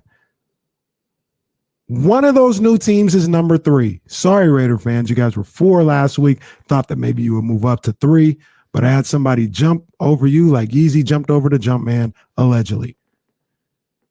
I got the Chargers at number 3. Okay. I got the Chargers. I mean, they're a Dallas Cowboys last second field goal away from being 3-0. They had maybe the most impressive win of the season so far on the road in Kansas City. So they're 2-1. I got the Chargers at number 3. I got the Raiders still at number 4. They did nothing wrong or anything like that. It was just the Chargers winning in Kansas City, which catapulted them into that spot. So I got the Raiders at number 4. And number 5, the Buffalo Bills was a team that I thought about. Good tease. Okay. Well, much like you, Damian, I ain't no hater. Dallas Cowboys are number 5 team in these power rankings for KC. Impressive last night. Very impressive. And they are a field goal away from being 3-0. You did that D-Lo math. Because I did this, I told you I was uncomfortable with it, but I did it with the Ravens, and the Raiders last week. But the Cowboys beat the Chargers, and they got the same record. You even said that. You're like, hey, they're a field goal away from being 3-0. That's the team. The Chargers. They're another one of those teams. I'm so curious, to look at some of these teams at the end of the year. We have up on youtube.com/ESPN1320. We have a Twitter poll, a YouTube poll. Realist 3-0 team in the NFL. That's not the Rams. Panthers getting 10% of the vote. Broncos getting 9%. Raiders getting 39%. And the Cardinals 43% of the vote right now. That's a little crazy. I think the Raiders are better than the Cardinals. Obviously, I got them in my top 5. I actually think they're both really good, and the Cardinals are probably 1 week away from me knocking out one of these 1-loss teams and throwing them into the power rankings. I had them in the power rankings before. How the hell did I get them out of the power rankings? Because the Raiders just came up. Raiders and the Cowboys just came up. I guess that's what it was. I don't know what made me knock them out. Before I said that you don't need to be apologizing for anything to Peter King. We're 3 weeks into the season. Just stop. No. Hold true. Hold out. See what happens. Now, I think Matthew Stafford can have an MVP season. He might end up being the MVP. He's in a great situation. He's a good ball player. It could happen. But just hold off a little bit. And I was thinking earlier today, do you remember who the last undefeated team was last year? Yep. Remember how that season ended? Yep. It was the Pittsburgh Steelers, everybody. Yep. Never bought it either. Never bought it. 11-0. Yeah, no, that's fine. That's cute. I think Philly is Philly. I think the Rams are better than Pittsburgh. This Rams team is better than last year's Pittsburgh team. So I don't expect them to nosedive the way the Steelers did. But everybody hold off, man. We make our power rankings. We see what we see right now. But just remember, still September. Okay. Still September. And those are all it's a viable explanation for the power teams. Mm-hmm. Powerless teams, on the other hand, they're bound to be here all year. It don't matter if it's September, March, July. It don't matter. They're going to be powerless. For the third week in a row, the Jaguars top my power rankings. For the second week in a row, it's the Jaguars and the Jets in the powerless rankings. Excuse me. I got the Giants at number 3. They are awful. I got the Texans at number 4. David Culley, fight the power, buddy. I don't know what to say to you. And bruh, the Colts stink. Ooh. Welcome to the powerless rankings. Ooh. Indianapolis Colts. Y'all stink. That's a good call. That's Jags, a good call. Jets, Giants, Texans, Colts. Those are my powerless teams. My worst team for the third straight week is I don't even know if it's the third straight week. I take that back. I think we start off with the Texans at number 1. But for the second straight week, the Jacksonville Jaguars, they're not moving anytime soon. Mm-mm. They're the Houston Rockets of this NFL season. Can I bring the question that I threw? Was that question I threw out when we were talking earlier too outlandish? Should we keep that private about the Jaguars and their quarterback? No, it's not outlandish. It shouldn't be private. No, we can talk about it. It wasn't. Well, let me finish, and then because this is going to be a discussion. I think. I got the Jaguars number 1. Mm-hmm. The Jets are number 2. Poor Bob Saleh. Oh, geez. Man. Number 3 is the Texans. Sorry, Cully. Number 4, who was number 2 last week. They were number 2. They made a little bit of a jump. They're trying to scratch their way out of here. It's the Detroit Lions, kneecap by kneecap. They're scratching their way out of the powerless rankings for KC. And number 5 is your New York Giants. I don't think the Giants are as atrocious as you make them out to be. I think they're terrible. I think the Giants are better than the Colts. You think the Giants are better than the Colts? Yeah, I'm not going to argue with the placement of my crappy teams. That's fine. I'll give you that one. I'll argue over my goofy power rankings, but yeah, I ain't going to argue over where these guys are. This is a mess. These teams are a mess. But I mentioned something I said to Kenny in the crew before the show, and this wasn't an original thought of mine. I was listening to the Dan Patrick show this morning, and they were kind of recapping, like they gave, give us this was before the season started, like give us a hot take, like it's got to be a scorcher, like give us something that we can look back and laugh on. Mm-hmm. And Fritzy, this was like 4 weeks ago. He said, my hot take, by week 5, Urban Meyer's going to be forced to bench Trevor Lawrence. He's going to perform so poorly. The Jaguars are such a bad football team that he's going to have to bench him and move on to something else. And I think the reason that he picked week 5 is because week 4, and let me double check this, because I think it's Cincinnati on Thursday night, and indeed it is. Yeah. And I talked about being a prisoner of the moment with the Dallas Cowboys and watching them in a standalone game, and there certainly is something to watching a team. We saw this on Monday night with the Green Bay Packers. The football fans, sports fans across the world, they were talking about the Packers and the 49ers. When you're not on the red zone and you're not getting the wraparound and you're not watching your phone and one TV and another TV and you got this game on this, when it's one game and that's your focus, it looks different. It hits different, as the young people say. Mm-hmm. if Joe Burrow and the Bengals go out there and embarrass the Jacksonville Jaguars, is there any chance that Trevor Lawrence gets benched? I think there's a chance of it. I'm not talking permanently. I'm not talking about like his career's over. I'm not talking about that. Right. I'm talking about you're trying to stop the bleed. Like when Brian Flores was, jumping in and out with Ryan Fitzpatrick and Tua Tagovailoa last year. Yeah, I think it could happen. It's still a little early, week 4. Lawrence has struggled in every game. He has not looked good. So there's that. But I think it could happen. I don't even know who's their backup. Oh, no, don't look it up. I know who it is. Jacksonville. I forgot. And it's a quarterback we know. Dang it. Who is it? It's not I missed it. Nick Mullins. No. He's gone. Is it? It's a quarterback we know, and I'm mad that I forgot who it was. Let me see. I'll have it for you here in 2 seconds. It's I almost said it, but I wasn't sure. You were close. It's CJ Beathard. Yeah, CJ. I had a feeling CJ was around there somewhere. CJ Beathard. I don't know that Nick Mullins is in the league. No, poor Nick. I think he got cut from maybe it was Philadelphia. I can't remember. He got cut from somewhere. They made room for Gardner Minshew. Indeed, they did. Yes, the legend that is Gardner Minshew. Yeah. So I don't think he gets cut. I don't think so.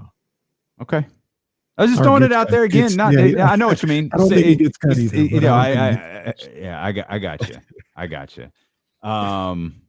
Okay. I was just throwing it out there. I mean, rookie quarterbacks across the league are just like, look, what are we talking about here? Jaguars, Jets. Okay. Mm-hmm.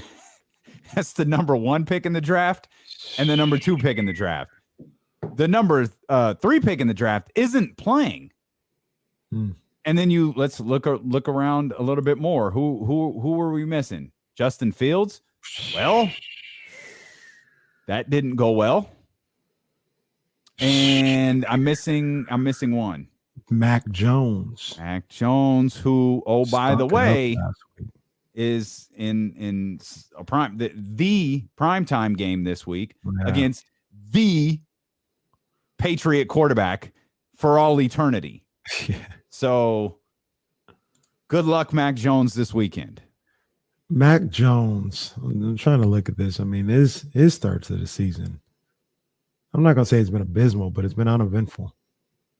737 yards, 2 touchdowns, 3 picks. I think he had 3 picks in this last game against the Saints. All 3 picks in that last game. I think the rookie quarterbacks are trading who throws 3 picks, because didn't Zach Wilson have one of those joints this year? Oh, yeah, 4. I think. Oh, good for him. Yeah. Good for him.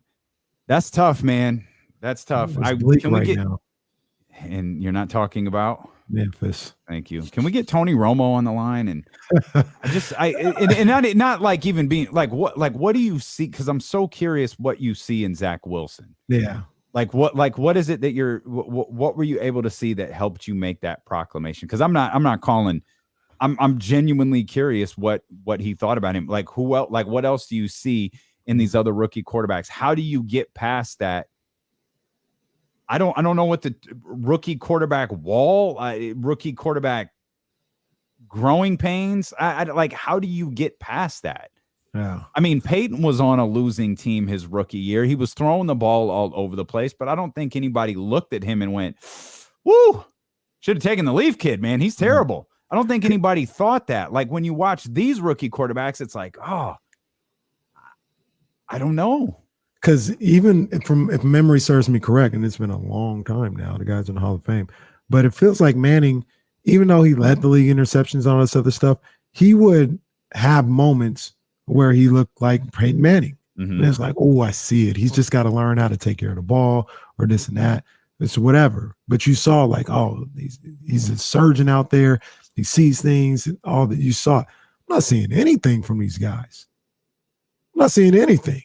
Mm-hmm. Even Trevor Lawrence, who's playing the most, man, Zach Wilson's playing. Well, the only one not playing the most is this is Trey. Is Trey and even Justin Fields. But right. I mean, I'm not seeing anything from any of these guys. And I still believe I'm going to hold tight that all of them are going to be good quarterbacks in this league. Except for Zach Wilson. Really? Which is so perplexing why Romo would feel the way he felt, because Zach Wilson is the one guy that I never really understood or was crazy about. I know a lot of people, at least 49er fans, they were crazy about Zach Wilson. And I was like, I don't know about that. I'm not feeling that. And he's looked terrible. Now that he's on a terrible team, so there's that. But he's not. Yeah, I haven't seen that Manning. Oh, I see it. I see what's going on. I haven't seen that at all from Zach Wilson. I heard something earlier today from our guy who one of these days we're going to have him on the show, Bomani Jones. And it had me thinking about the conversation we had at the end of the show yesterday with Matt Nagy. And he said something, and it's all about how you view Matt Nagy's job security. Bomani was under the impression that Matt Nagy was coaching for his job. Like he's on a hot seat coming into the season. Sure. And that was all the more reason that people should believe that Justin wasn't ready. Because if Justin was ready, if you believe what Bomani says, which I'm not exactly sure about it. Crazy as it seems, Matt Nagy's made the playoffs 2 straight years. So I'm not exactly sure he's on the hot seat like that. But if you believe he's on the hot seat, his job was on the line, and he still didn't go to Justin Fields. And that would be an indication that when he says he's not ready, he means it's not ready. When I say the boy ain't ready, I mean the boy ain't ready. Yeah. Is Justin Fields not being ready? Or Trevor Lawrence, Zach Wilson, Trey Lance, Mac Jones? Is saying one of those guys, they're not ready. Is that the same as saying, well, the Chicago Bears aren't ready. The Jacksonville Jaguars aren't ready. The New York Jets aren't ready. The New England Patriots aren't ready. The San Francisco 49ers aren't ready. Is that the same thing? No, there's a little difference there. There's a little nuance that you have when you talk about the player and the organization.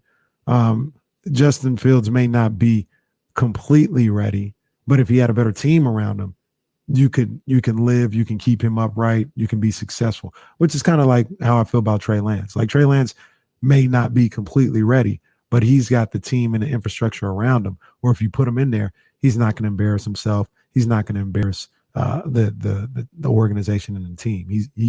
You can find ways to survive. So there are 2 different conversations that you're having right there. And hear me out when I say this. Okay. Because I'm going to be dead serious. I want Justin Fields to succeed in a major way in this league. And I think Justin Fields will. I think he's a damn good quarterback. I think he will be a damn good quarterback. However, we always talk about USC quarterbacks. Do we need to start having a discussion about Ohio State quarterbacks? If we're having a discussion about USC quarterbacks.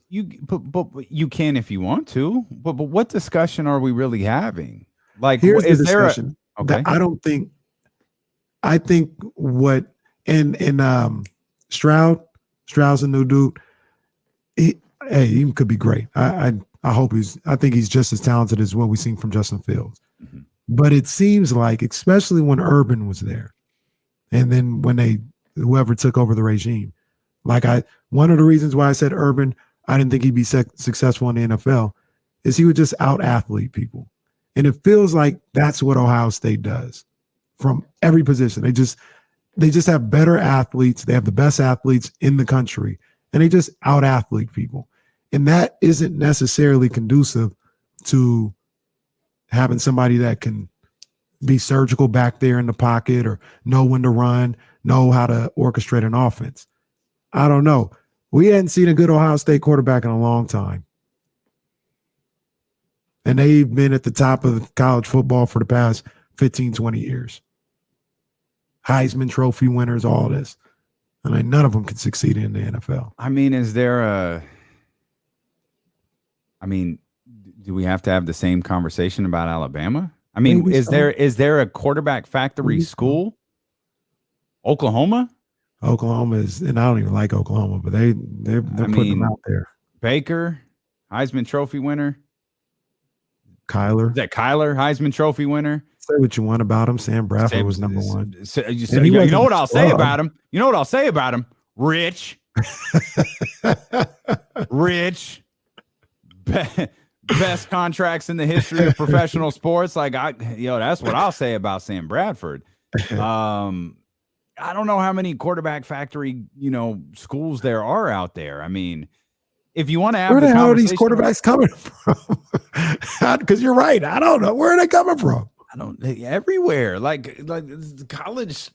I mean, we're talking about schools across the country. You know what I mean? So, let me see. Where's Trey from? Fun. Trey is from North Dakota State. Let's have a little fun. So let's talk about some of the best quarterbacks in the game right now. We're talking about Texas Tech. We're talking about Wisconsin. Yep. We're talking about Louisville. Cal. Who else is a great quarterback? Herbert's from Oregon. I mean, probably should include Michigan. It should. You definitely probably should include Michigan. Michigan, Fresno State. Yeah. I mean, it's so random. It's all over the place. So random. Where did we hit Stafford? Where'd Stafford go to school? Stafford went to Georgia. Oh man, they're all over the place. None of them have hoisted a national championship trophy. No, sure didn't. Most of them aren't even in the playoff. Sure. Well, that's because Nick Saban's winning all of them. Alabama's winning all of them. And with Alabama, you got Tua, God bless him. He's on IR. AJ McCarron. I mean, it ain't there. I don't know. Yeah. Dak Prescott went to Mississippi State. Mm-hmm. Yeah, it's a trip. Yeah, it's an inexact science, man. It's an inexact science, but maybe the whole quarterback, maybe managing the quarterback position is an inexact science, because we just laid out the struggles of Trevor Lawrence and Zach Wilson and Justin Fields and Mac Jones, and yet I'm guilty. I was clamoring for Trey Lance on Sunday night when things were going poorly in the first half. Is it concerning or encouraging that Jimmy Garoppolo seems to continue to struggle in the first half of games, but manages to rebound in the second half of games? I don't know. I really don't know the answer to that, because it does seem like when Kyle Shanahan turns it up with a play call in, or lets Jimmy throw a little bit, they start to do well. He can throw. He can, hit the open guys, put points on the board, things of that nature. But I don't like the slow starts. I don't like that. I'm not a fan of that. I don't need, I'd like to see you on the opening drive get a touchdown. I'd like to see you have 21 points at the half. I know they had 31 at the half, I think, against Detroit, but I like to see that a little bit more. Jimmy forward. and Trey Lance are in such a unique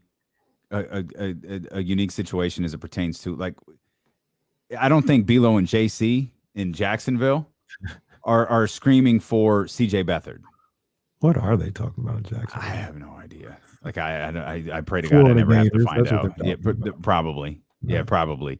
But I don't know that Zach Wilson. I don't know that the Jets fans are like, oh, we've got to put in I honest to God don't know who it is. No, Mac Jones, same thing. We've got to put in the kid who we thought was going to be. I just don't think that that's happening. But Jimmy, on the other hand, is being evaluated. Like some quarterbacks are evaluated like on a week-to-week basis. Like Jimmy's evaluated on like a play-to-play basis. He just overthrew Debo. Kyle, come on. Give us Trey Lance. Like every play. Like it's not game to game. Hell, it's not even half to half at this point. It's like, oh, that was a terrible drive from Jimmy Garoppolo. Like Kyle's got to at least be thinking. Like if Twitter had a voice, that's what it would sound like. Kyle, you got to do it, man. Come on, Kyle. And you know what? I'm guilty of it. Yeah, me I'm too. sitting there and I'm like, oh man, I'd have to think about putting a kid in. And you get to the half or you get through 3 quarters and you look at his numbers and they're like, not that bad. Like I on Sunday, it was a little spotty. But I remember in the Eagles game, it was like, got to get this guy out of here. I went to the half and like 10 of 15 for 130 yards and a touchdown. Like that's not bad by any means. But you're watching it and the angst that you have when you're watching, it's like, nah, this ain't it. But Damien, I'm glad you brought that up because I don't know, man. I'm ready to have a little bit of a discussion here. Oh. Yeah. Oh, man. Ladies and gentlemen, Ready to have a little discussion. that is a tease right there. And Kenny will pay off that tease because I'm curious. Yeah, man. And as we mentioned, you'll hear from Triston Thompson as well. Remember, Matt George, Locked On Kings podcast, going to join us in the 3 o'clock hour. Lots more ahead. Jump in with us. Twitch, YouTube, Odyssey, and on Sacramento's #1 sports station, ESPN 1320.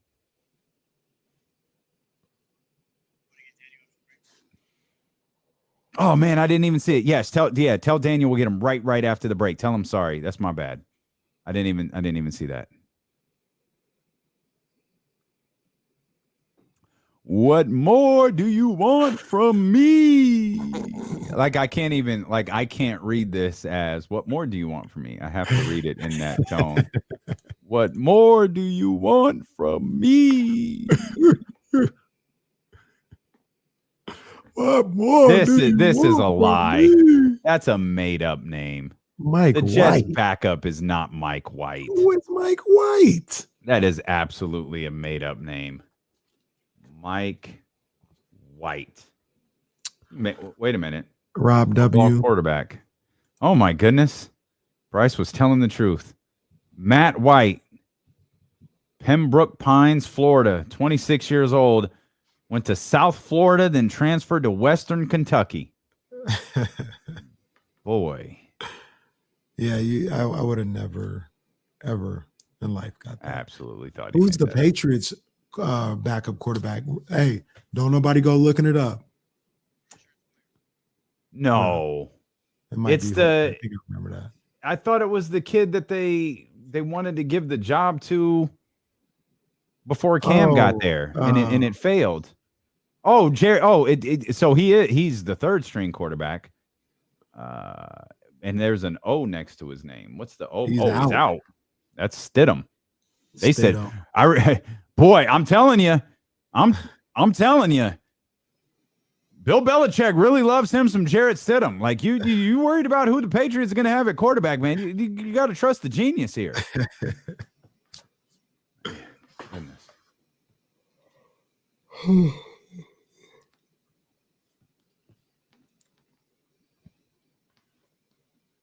Josh Rosen, he might be needing to start in Atlanta. Matt Ryan is looking funny in the light.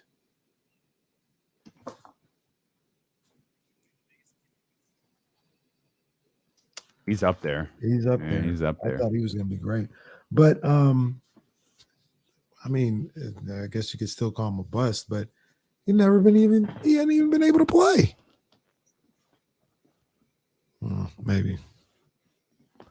Maybe so. He was in his one appearance with the 49ers in the preseason. Wasn't that good. Sacktown Crown Report. My old what class? I think it was It wasn't stats. It was a high school teacher. She used to get mad if somebody yawned in class because that would make other people yawn. She's like, don't yawn.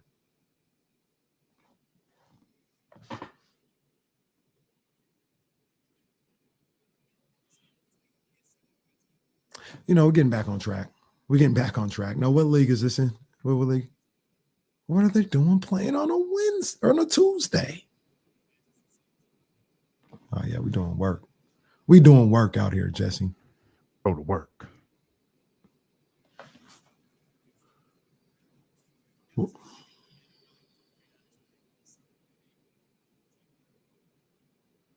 And Premier League is what I'm thinking of. That's on the weekends. That's on the weekends, right?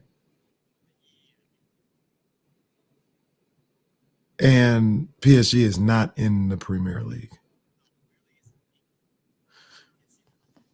So when does PSG, what's the biggest league they're in? Is it the Champions League?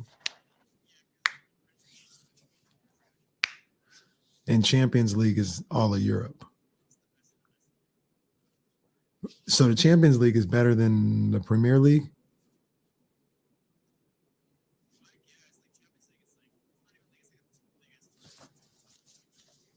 Gotcha. Damn. All right. So now I know what this is. Did they just start? How many games have they played? Oh yeah, I can get back in there.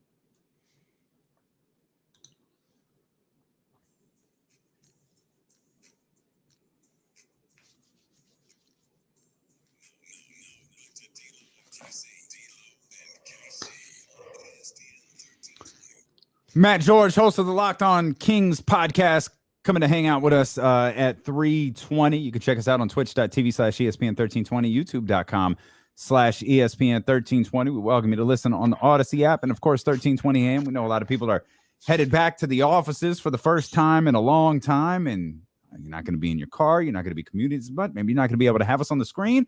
No worries. Just pull up on the Odyssey app. It's just like listening to the radio. We got you right there. Get your whole office listening to D-Lo and KC. Yeah. Oh, you got one of the big projectors. Put us on the big screen. What's good?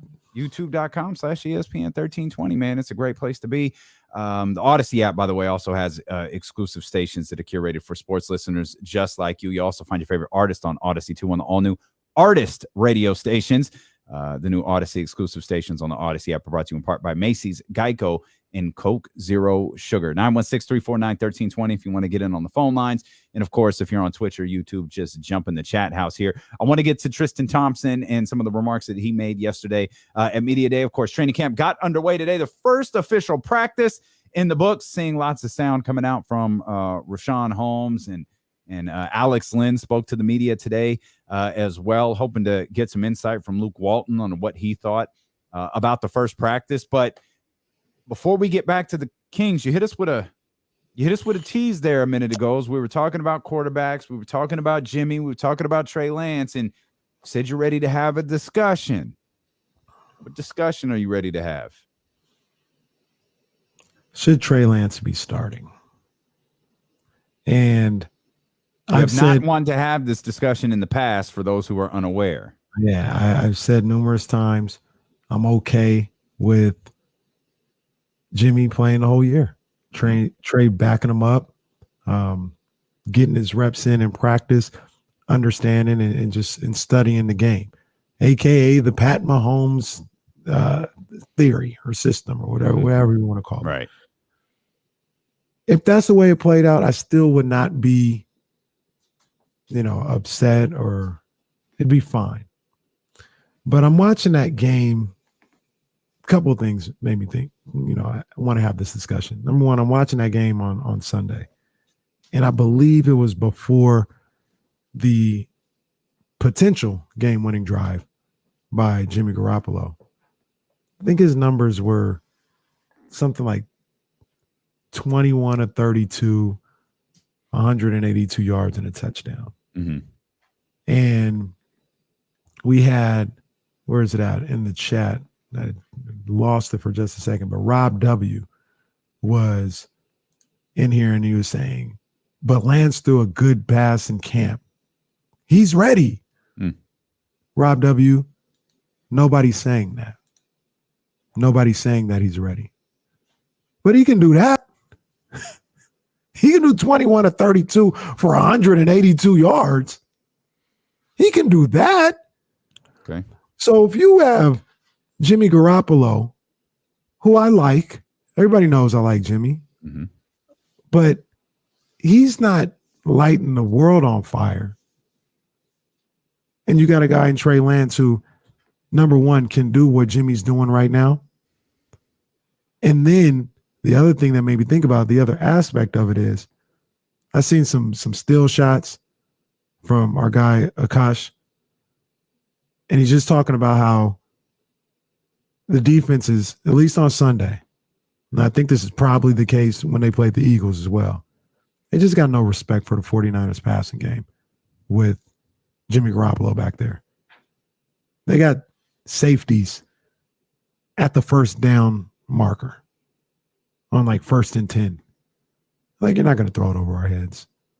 You're not going to escape. You're not going to do anything. And I think a lot of that has now infiltrated into it's played a part in some of the issues that they have in the running game, because you got all 11 defenders within 10 yards. And once they see that it's a run play, there's no ground to cover. There's nothing going on. They're all right there.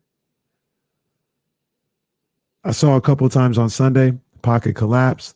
Jimmy just collapsed in the pocket. There was no thought of him stepping up in the pocket and escaping and running for a first down or, getting positive yards with his feet. It was just done.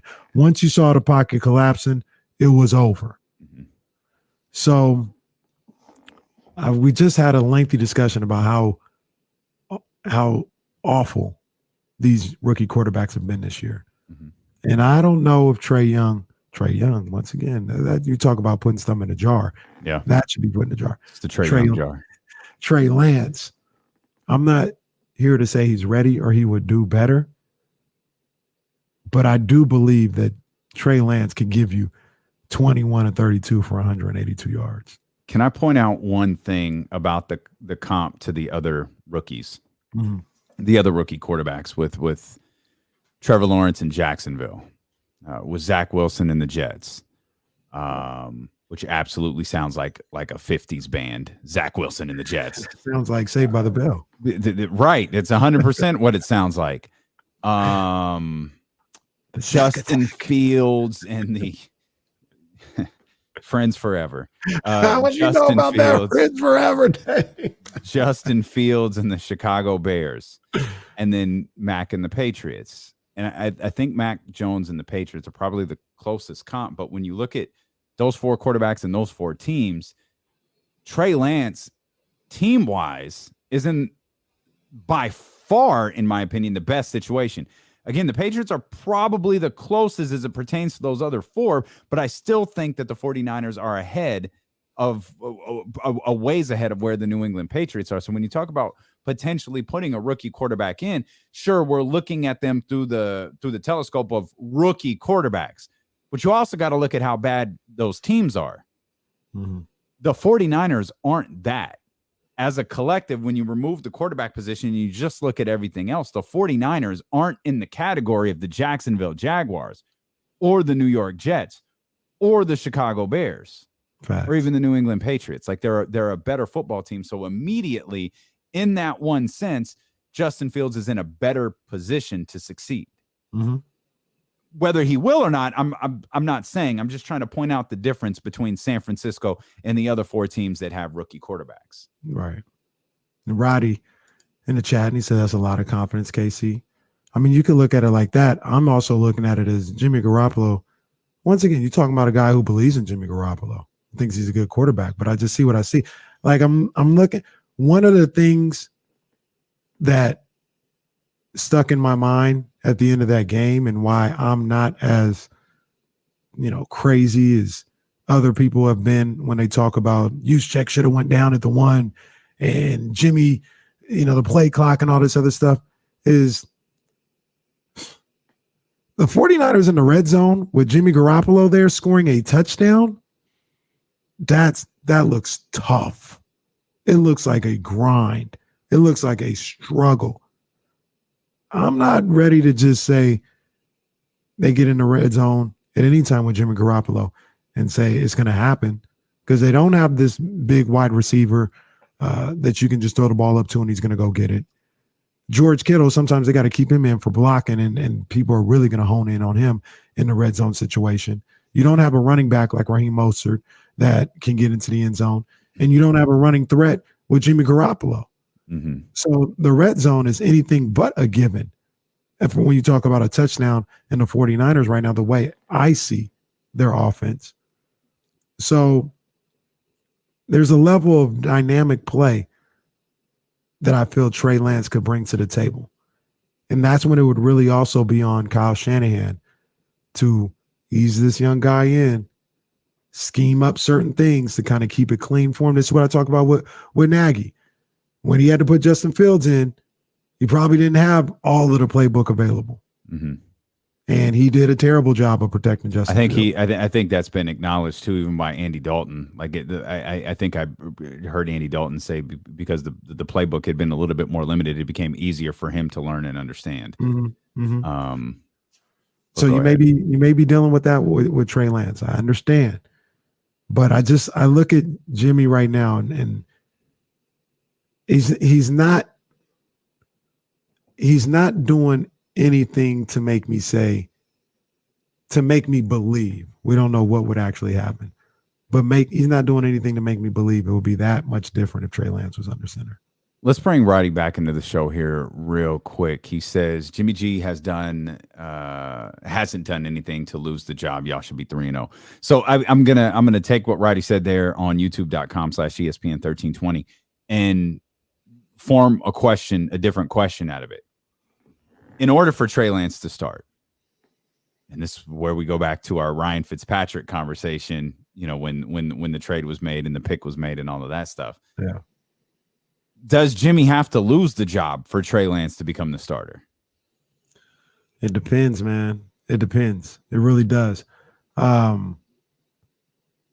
You could look at, and Roddy's right, Jimmy's 2-1, could be 3-0, almost had a game-winning drive. Yeah. Rodgers. Yep. I understand that. Mm-hmm. But sometimes you got to look at the totality of everything.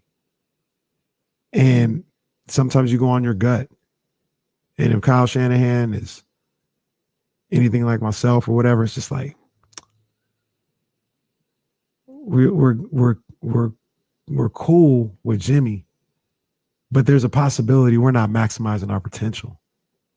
There's a possibility that's a bold call, though. It's a very bold to say we're cool. I mean, and we know we saw at the end of the first half, like, Kyle's got some onions. He'll make some calls in the game, but you make a call on a season to say, we're good. We're good. We're good with Jimmy, but we're leaving something out there on the table. And look, I know it was one play, but that play's indicative. We can't score with Jimmy right now. Like in this particular situation, we can't score. I got to go to the kid because he's going to we need to get in the end zone. He's going to get us in the end zone. Now, he may not believe that's the case for the entire game, but as good as Jimmy has been, like, he's been fine, four touchdowns, 1 interception in the first 3 games. Like I said, did a whole lot or whatever the case may be to get them to a point to win.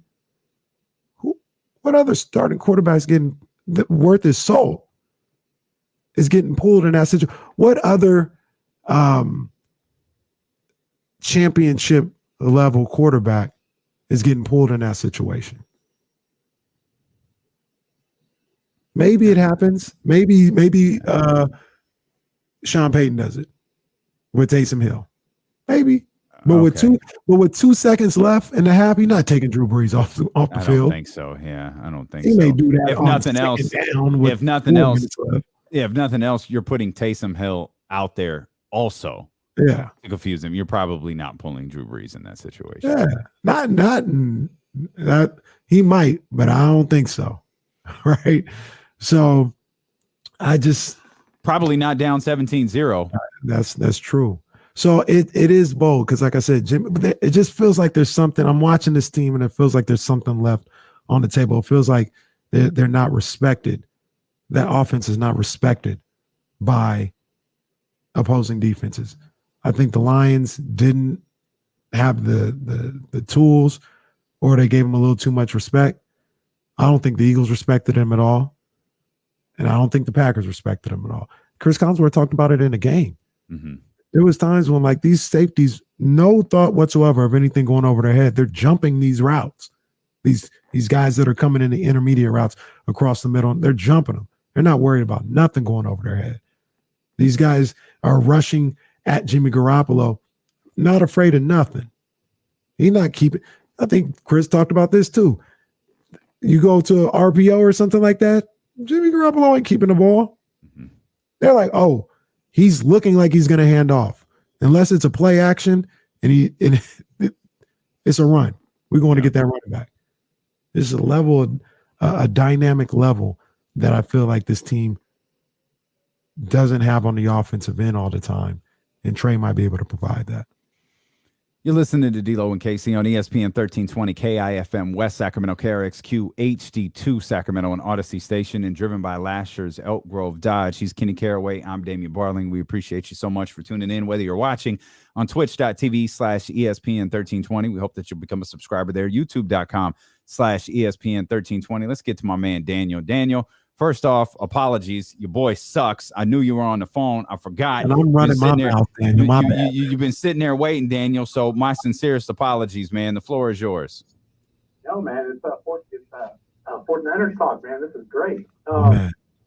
What stands out to me more about the first quarter, this past game, and two past games before that, the Lions and the Eagles, is the play calling from our so-called offensive guru, or our quarterback whisperer. Mm-hmm. He's supposed to be calling, putting our quarterback in the best position to get us down the field. Man, that play calling this past game, that was sorry. The entire first half, it was sorry. And I don't have a lot of faith in him putting Trey Lance in the best possible position to do as well as he can. I don't think he's the quarterback whisperer anymore. I really don't. I don't think he's done anything to deserve that title here in San Francisco. Yeah, that's perfectly fair. I mean, I like Daniel. I like Daniel a lot because, Daniel's my guy. I feel like I've been asking that question. Maybe it can get through a little bit clearer. Daniel, we appreciate the call, and again, sorry for the whole time. That's all me. We owe you a cookie or something, chocolate chunk, but we owe you a cookie for sure. He'll give that back. I take that back. He won't give it back. Even I'll eat a chocolate chunk cookie, but I'd rather have chocolate chip. A little petite ass chip, man. Whatever. But I've been asking that question about Kyle Shanahan, like, y'all really hyped this dude up, and he ain't won anything. That's fair. Nothing. That's fair. Only thing don't stop y'all from talking about him, and I don't mean I mean the Chris Collins worse. I mean, the next time he's on a nationally televised game, he's gonna get that same love, and I'm just sitting here like, dude's got a losing record as a head coach, and it's he took over. Oh, it was this team that was bad. It was this team is bad. Oh, when he has Jimmy, he's good. He hates Jimmy Garoppolo. I'm convinced of it. Kyle Shanahan hates Jimmy Garoppolo. The only thing that I'll say in defense of Kyle Shanahan, and everything is right. This is part of the reason why I said, regardless of how good I think he is, he's not coaching for his job this year. But if they miss the playoffs next year, he absolutely will be coaching for his job. And I still think he's a good quarterback, but the bottom line is that win-loss record is what it is. Now, here's the two things that I'll say to defend Kyle Shanahan. Number one, when he had all his horses, he got to the Super Bowl. You can make the argument that injuries, first year or so, year and a half, the team just was garbage. That was a 2-14 team. That's fine. As soon as they got expectations, injuries is what kind of kept them out of things. Because when the 1 year, and we'll see what happens this year, but the 1 year he had all his horses, they got to the Super Bowl. Here's the other thing that I'll say. And this is where I ask people to be consistent, to keep the same energy, as we like to say. Who do they say blew that Super Bowl against the Patriots? Dan Quinn or Kyle Shanahan? Generally speaking, like I think you agree it should go on Dan Quinn's record. But what's the what does everybody say? Well, it's a storyline. Kyle Well, Shanahan blew the Super Bowl. But let's also not pretend what that is. Shanahan is a sexy name in the NFL to talk about. Dan Quinn is not. So there's a certain, well, it's a Shanahan, just like the world is still convinced that Ryans are great defensive coaches because Papa Ryan was a great defensive coach. What's my man's name? Not Bob. What's Rex's twin brother's name? Rob. Oh, Rob, not Bob. Rob Ryan. He's got a job. Yeah, that is kind of crazy. How the hell does that dude have a job? Over the weekend, like what? I was like, is that? No. Is it? My God, it is. How does that dude have a job? I know how he has a job. It's because his last name is Ryan. Those names in the NFL, they have a certain je ne sais quoi. They have something there that NFL media loves talking about, whether it's Kyle and his dad or whatever. So they put that loss on Kyle Shanahan, which is fine. But maybe that's the downside to the Shanahan name. The upside is we talk about him as if he's accomplished something in the league, which he has not. Oh, he's gotten to a Super Bowl. He's gotten to the Super Bowl. Okay. I'm with you. He has a losing record. I just said if he don't make the playoffs this year, his job will be in jeopardy going into next year. I get it, but no, like, we can't say he didn't accomplish nothing. He's got an NFC Championship game, a championship trophy in his office. Do you display that trophy? I wouldn't. Like if you were the NFC Championship MVP, I don't know if that's a thing, player of the game or whatever they call it. Player of the game, yeah. Would you have that in the NFC Championship game? Sure. Would you? But like how the next game went. Would you put that in the Kenny Caraway trophy mantle? While I was playing, maybe not. When I'm retired, sure. When you're far enough removed from the Super Bowl. What if you never win a Super Bowl though? No, when I. And that's okay. That's like I'm sure Jim Kelly, whatever he got for winning 4 AFC Championship games, like he's proud of them today.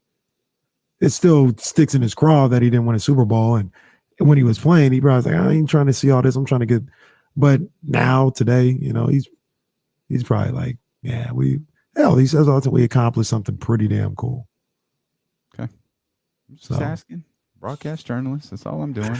So, but he does. He has an NFC Championship trophy in his office. So, okay.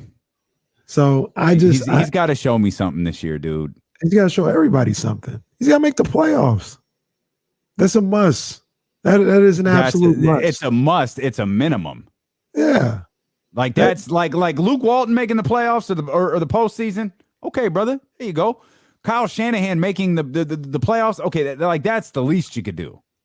Now, and I understand the NFL is more difficult than the NBA. One off, one bad Sunday, any given Sunday. Like I get all that, but the way you talked about the other thing about that is when you're in a same division with a team that is number 1 in the NFL right now, like you make the playoffs, with a 10-7 record or 11-6, whatever the case may be. So that's still a good season, even if you get bounced in the first round. 11-6, you go on the road. You know what I mean? Like that happens. Mike McCarthy won a Super Bowl, didn't he? He did. Is he a good coach? As much as we don't like it, you got to respect what he did. Is Mike McCarthy a good coach? He's a good coach. I don't like him. I don't trust him. He's a good coach. You knew I was about to get you too. I think that's why you said that. You saw me coming for your neck, and you're like, so Mike McCarthy, the guy who didn't call timeout at the end of that, the guy who Peyton Manning was like freaking out on the Mike. You got to call timeout. Mike, you got to call timeout here. What's Mike? And Eli sitting there. Oh, Mike should have called timeout there. I don't know what he was doing. He could have had this defense reeling. No, I definitely wouldn't want Mike McCarthy as my coach. I'll say that. But sometimes, like Melvin said in Baby Boy one time, guns and butter. All right, either good or bad. It's not bad. You can't have. I know you got players and things of that nature. You can't be bad. So he's good. If you're asking the question about an average head coach, if that was an option. He was past tense probably a good coach. I don't believe he is any longer. Speaking of guns and butter and good and bad, I watched guns and butter, baby. I watched the series season finale of Raising Kanan last night. You think they're coming back for season 2? I think so. I got a little confused. I was like, wait, is this over? And I went to Joey Badass. Dude, he is that dude, man. Oh my gosh, Joey Badass is that dude. I went to his IG page, and I get that there's been no proclamation on if there's a season 2 or not. I didn't even feel like that could have a season 2. I thought that was a one-off. That was a story. Man, but they may have it. Rock is a cold piece of work. Don't let that show in. She killed that. She bodied it. Yeah, it was a great show. That is one of the best seasons of a power franchise ever. Easily. Oh my gosh, it's so good. Which I'm rewatching Power, by the way. I'm about to say we might have to have a I'm power. hitting the rewatch. After season 3, it got a little cartoonish. I'm still 3? Oh my goodness. Yeah, I'm a couple episodes in and I'm like, oh, I forgot how great this was. I'm going for a record here. This has got to be at least the 4th time I've said this. Triston Thompson at Media Day. You'll hear what Tristan Thompson said, and we'll touch on some notes that we've got from practice as well here. It's the first day of training camp. But D'Lo and Casey roll along here on Sacramento's #1 sports station, ESPN 1320. 13th round? Yes, indeed. 13th round with your man, Kenny Carraway. Shout out to my people over at Meister Watches. My man, Ryan. What's up, everybody? The whole Meister family. Got to talk about the big upset that went down in, I don't know where it's at. Liverpool? It was Tottenham Stadium. That's where it was. I don't know exactly who plays there, whatever goes down. But I know AJ, Anthony Joshua, he didn't come out of there being a heavyweight champion anymore, as Alexander Usyk, in a unanimous decision, defeated Anthony Joshua to become the unified heavyweight champion of the world. I got to start off by saying I was wrong about Usyk as a heavyweight. I knew that he did everything that he did in the cruiserweight division. He beat all comers there. He was a great boxer. I didn't think he had much of a chance of being a heavyweight champion. I didn't think he had much of a chance of beating Anthony Joshua in this fight this past Saturday. But I got to tip my hat to him. I got to come here, tell him I was wrong because I underestimated his ability as a heavyweight. He beat Anthony Joshua rather easily, rather cleanly. And he fought a hell of a fight. And he's deservedly so the heavyweight world champion. Now, when you talk about Anthony Joshua, I was watching it with the Queen Bee, and this is his second loss, his second embarrassing loss of his career. And we asked the question, how does AJ even get his belts back at this point? And I don't know if he ever gets his belts back, because I don't think he beats Deontay. I don't think he beats Tyson Fury. And I don't think he beats Usyk if he ever fights him again. Where's he going to get the belts from by the time he's still around to be one of the top heavyweights in the game? He's going to try. He's going to invoke his rematch clause, as he should. But this might be it for Anthony Joshua as a heavyweight champion. We'll see how bad he wants it. We'll see what adjustments he needs to make. But right now, got to salute heavyweight champion Alexander Usyk. That's the 13th round. He ain't got no dog in him. The thing with Anthony Joshua, to me, is he's this big guy who they try to manufacture as this dominant heavyweight. He's not I don't feel like he's a natural boxer, like in his core and his DNA. Yeah, but I think the story goes like I could be wrong. I feel like he didn't start boxing so late. Like he got hooked up with somebody and they're like, hey, come into the gym. Like you could be almost like Deontay Wilder. Deontay Wilder didn't start boxing until late either. But Anthony Joshua, like he's this big guy. He's, in that fight, he was trying to be this boxer and, he doesn't have good stamina and all that. He's just not a natural. Maybe that's the way to put it. He's not a natural. And they've tried to teach him. And I think they might have gone to the end of the road with Anthony Joshua. Oh, boy. I think he beats Ruiz, though. I'd love to see him and Wilder. That's the one that needs to happen. Even if neither one of them are champions. We just got to see that fight. We got to see Wilder versus Joshua. Jaime Munguia is weak, bro. Jaime Munguia, he fights him. I remember they were talking about him fighting Canelo. Canelo would piece Jaime Munguia up so bad. It would be nasty.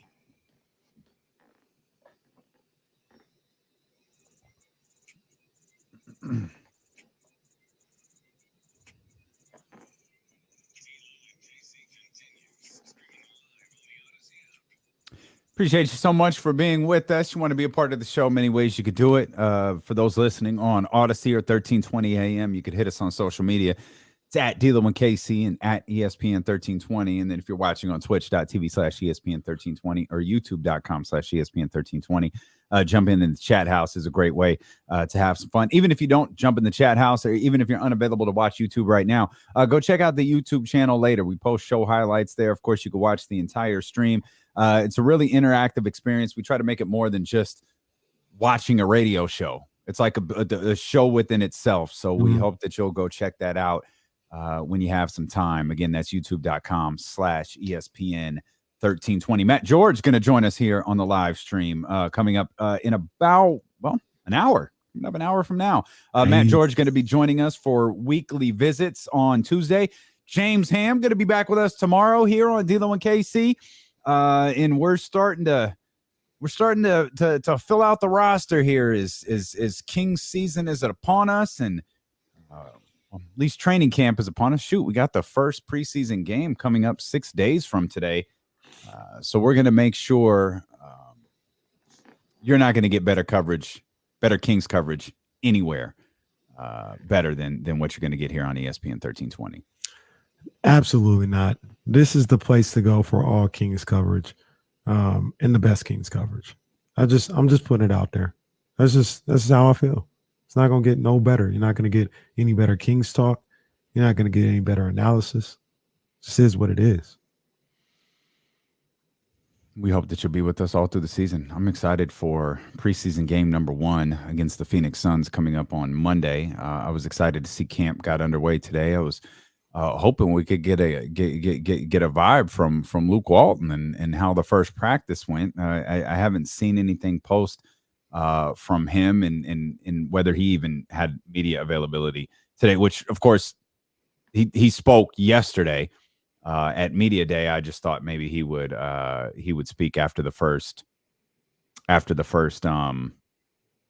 practice. Yeah. Not so much, but hey, that's fine. That's fine. I was curious. Oh, he did speak. I'm looking at Sean Cunningham's page right now. Let's Sean, we love you, buddy. Thanks for posting this. Let's hear what Luke Walton had to say. Well, I'll start by saying practice. It's great to be back out on the court. Our guys were very locked in today. It was what we wanted. We got a lot of teaching we have to get through the first couple days. I'm looking for one specific phrase, and you tell me if you think we'll hear it. Okay. I'm looking for the term buy-in. Do you think we hear the term buy-in? And can I point out that Luke is like smiling, and it must have been a good practice today. Feeling good. I'm looking for the term buy-in.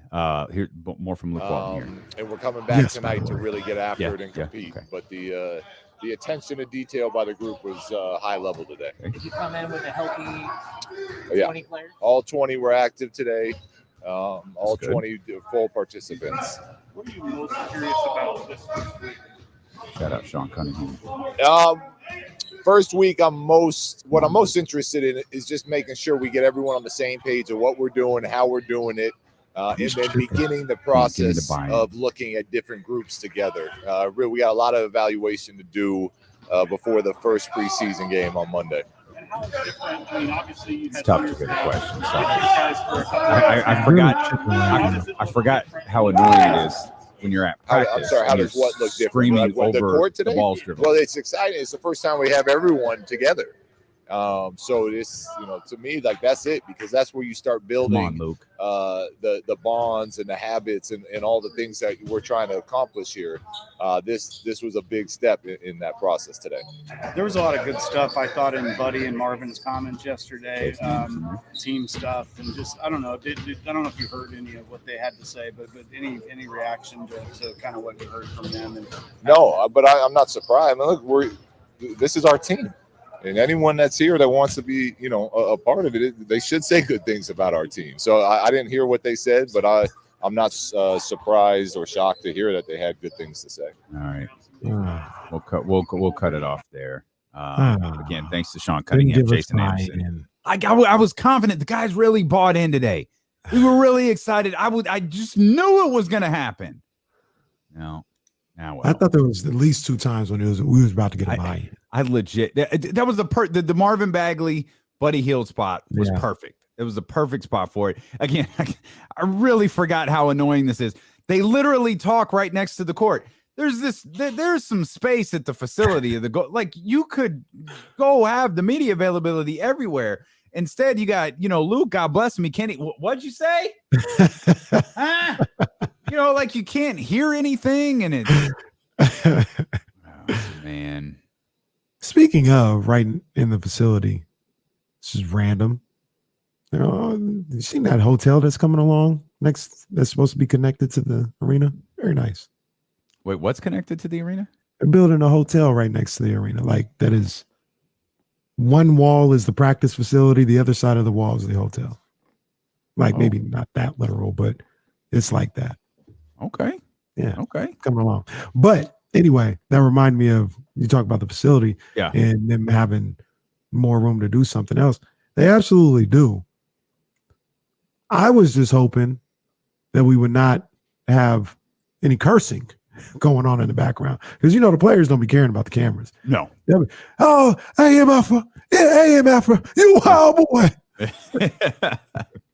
I think we were clear. And we know, thanks to Triston Thompson yesterday, Jesse's quick with the button. Shout out to my girl, KMB. She works for the Kings. She's listening to the show right now. Kendra, what's up, baby? Kendra, what's good?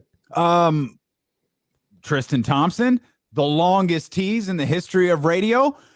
Triston Thompson spoke at Media Day yesterday and won over a lot of Kings fans for a variety of reasons. We'll dive into those reasons here in just a heartbeat. But a part of our earlier discussion, we were talking about Marvin Bagley. Triston talked about kind of being a mentor for Marvin Bagley and some of the other guys out there. Yeah, it's unfortunate. Marvin has he had some unfortunate injuries in his career, and I know for a young player, it's definitely frustrating, especially because you want to be out there and play, and you want to showcase yourself each and every night. And unfortunately, things happen. I think for him, what I could do is just be that person you can lean on. I know you said defensively how you can have. I think defense. It's all about a foundation. I think sometimes teams try to skip steps before their players are ready, and it's whether it's adding too much stuff to the defensive playbook before the team is ready, or even for individual player, if he might be a little behind. And it's like anything in life, not everyone's going to pick up things as quick as others. So that's when it comes down to players and coaches to put the extra work in, especially for a guy that that you care about and you want to see succeed. You have to do that. And for me, if I see things that I know he might not be grasping or needs help with, I'm always going to be an open door policy where I can help him. But even in practice, if I see something that I know he's not grabbing onto, I'll be there to help him, because that's my job as a veteran leader. And in order to win, everyone's got to be on the same page. So, I mean, with Coach Longo coming in and being the defensive guy, I've been with him for in Cleveland for like 5 years. So I know exactly the things we're going to do defensively. So I could be definitely a great teacher for Marvin, but just for the other guy. I don't think it's just Marvin specifically. We got so many new young guys here. I think everyone's going to need help on it. So I would never, point out one guy in particular just because it's going to be new for everyone. So, so not just Marvin. I think everyone's just we all going to need help together to understand this and build that foundation. No, it was Triston Thompson there, and he said something that really jumped out to me, and I want to ask you a question about one of the things he said. Mm-hmm.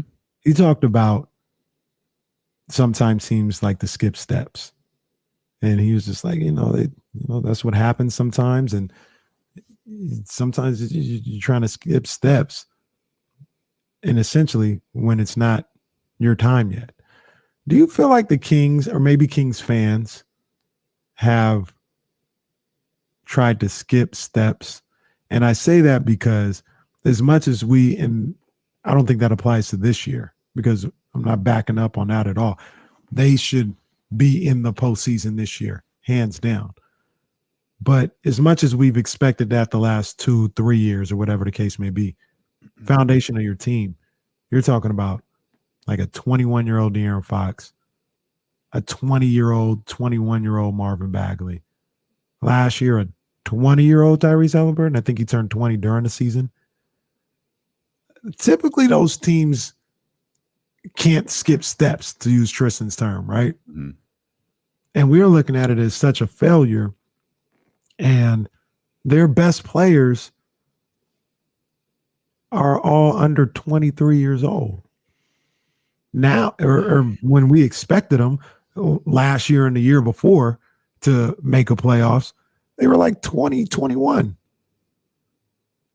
So do you think us as fans, not for a whole 15 years, but just being realistic with these guys and where they're at in their career, do you think that we've tried to skip steps with expecting them to make the playoffs? Well, so let me tell you what I thought Tristan meant by that. Okay. By the skip steps line. I think, and maybe this is way off, but I feel like a lot of when I hear an athlete say, if you're speaking candidly with someone and I say, yo, this person skipped steps. Mm-hmm. They wanted to be great, but they skipped the steps to be great. Part of being great is, making sure you meet with the athletic trainer for your treatment.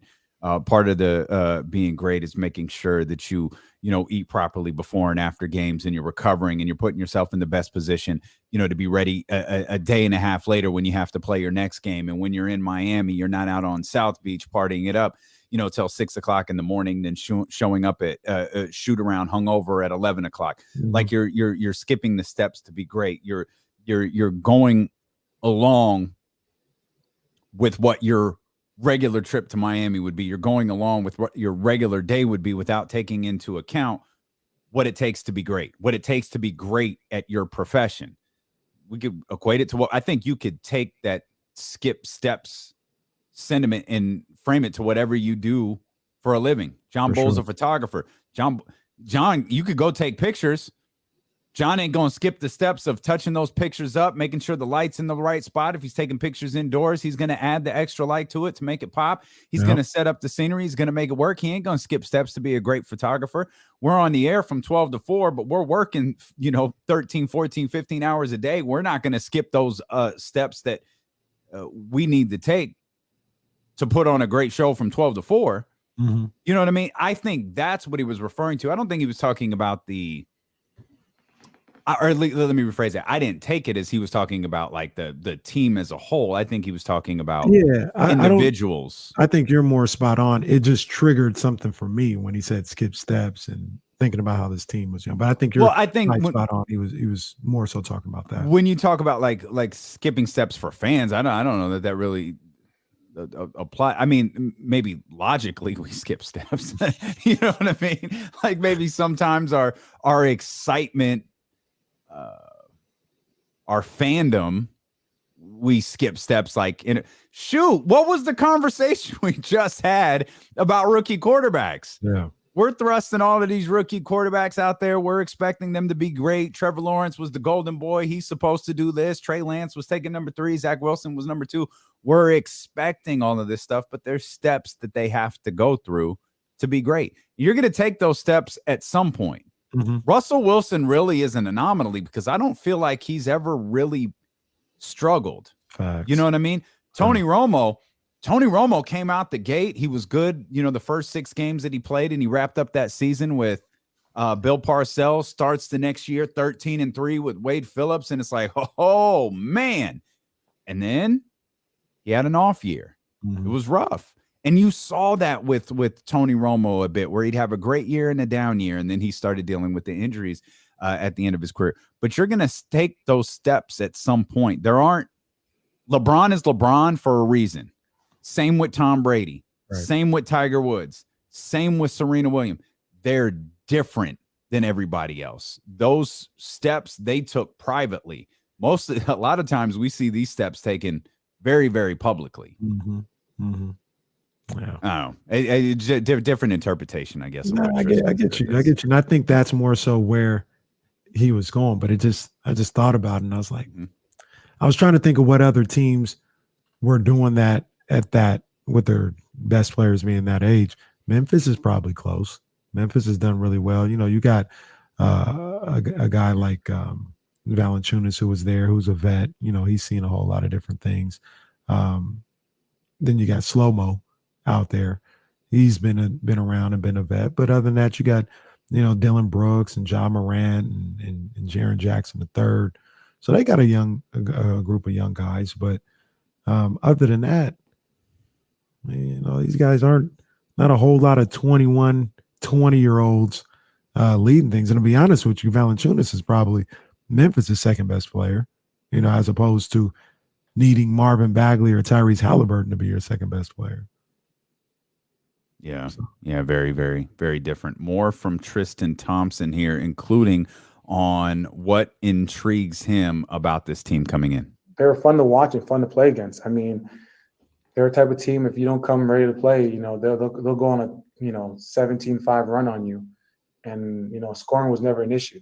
They were fun to watch, and they got a lot of possessions, and they made basketball fun. You could tell guys were having fun out there on offense. I think defensively, that was an area where they got to be better at. But that happens, when your team is young and guys are trying to figure themselves out, but also figure out, what coach wants. As young players, it's tough sometimes. So I think with them bringing in some veteran guys that can kind of help lead and then kind of lead by an example, but also be out there to kind of help those young guys defensively, catch up. I think it's a great mesh. You know what I'm saying? I think when you build a team, it's a puzzle piece, right? You can't have too many guys that do too many of the same things. It's a puzzle piece. So I think they've done a good job this summer, grabbing some pieces that can mesh to build a proper puzzle. And it's going to be on us to keep coming together, to keep working every day to push each other.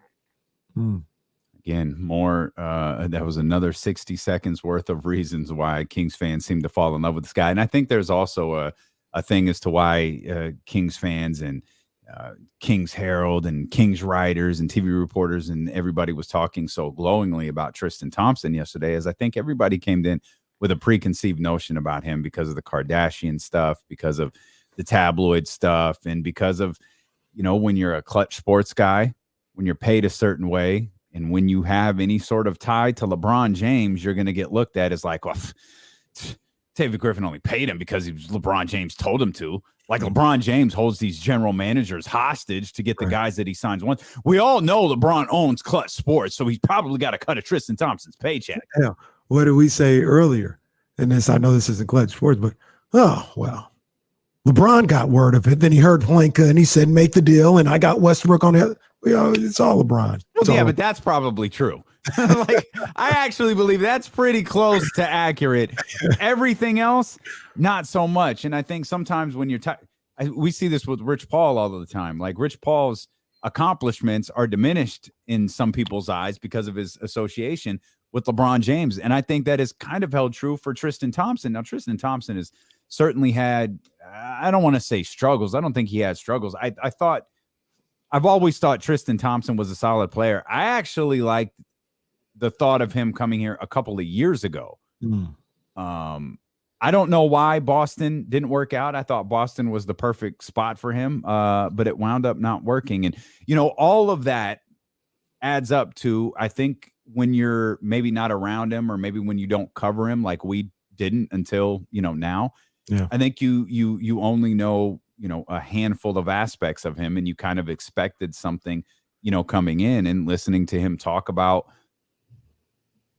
he's not in Cleveland anymore, where he spent the chunk of his career. He's not on a storied, franchise like the Boston Celtics. He's in here with a young group that is, or maybe not young, but with a group that is desperately searching to kind of find themselves in a franchise that is trying to find their footing.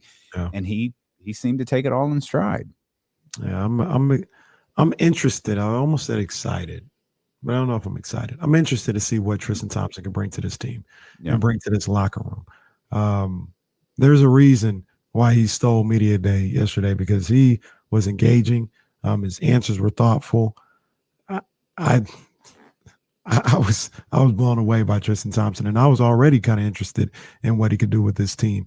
And even more, it seems like he understands, as they like to say right now, he understands the assignment here in Sacramento. Yeah. You know what I mean? He understands what his job is, and he's embracing that. So I want to see what he can do. I want to see what he can do out there on the court, not just in the locker room, because I think there's a level of toughness and things on the defensive end that he can help with this squad. It was clear yesterday. It was clear before yesterday, but it made even more clear yesterday. Defense is going to be the number one focus for this squad. Yep. They want to defend at a high level. They don't want to just get by. I think they want to defend at a high level. I think that's what they're going to be striving for. Will they be able to achieve it? I don't know. Sure hope so. But they're not just saying, oh, I don't look at what they're trying to do and them saying, well, if we're just 17th, like we've been saying. I think they feel they want to be on the top half of the league on the defensive end, maybe even top 10. It's really important. Well, I love the idea of that's where they're shooting for. Mm-hmm. Because we're shooting to be a great defensive team. We're shooting to be the top defensive team. And you fall short, guess what? You're probably not 29th. No. Which is really what we're asking for. Now, 28th isn't going to be much of an improvement. We're just saying, be like middle of the tier. Be like slightly below average. Just don't be awful. Right. And that's why, that's why I was looking for the term buy-in earlier. We're bought in to being a great defensive team. And we've heard it yesterday. It wasn't just yesterday. Like De'Aaron Fox was made available over the course of the last couple of weeks. And, you heard from him here on the show, and Tyrese, Davion, Harrison. Defense came up in every single one of those conversations with those guys, in every single media availability with those guys. Defense was a major talking point. So it doesn't appear to be lip service. It's not one guy talking about it. Now, the difficulty with this is I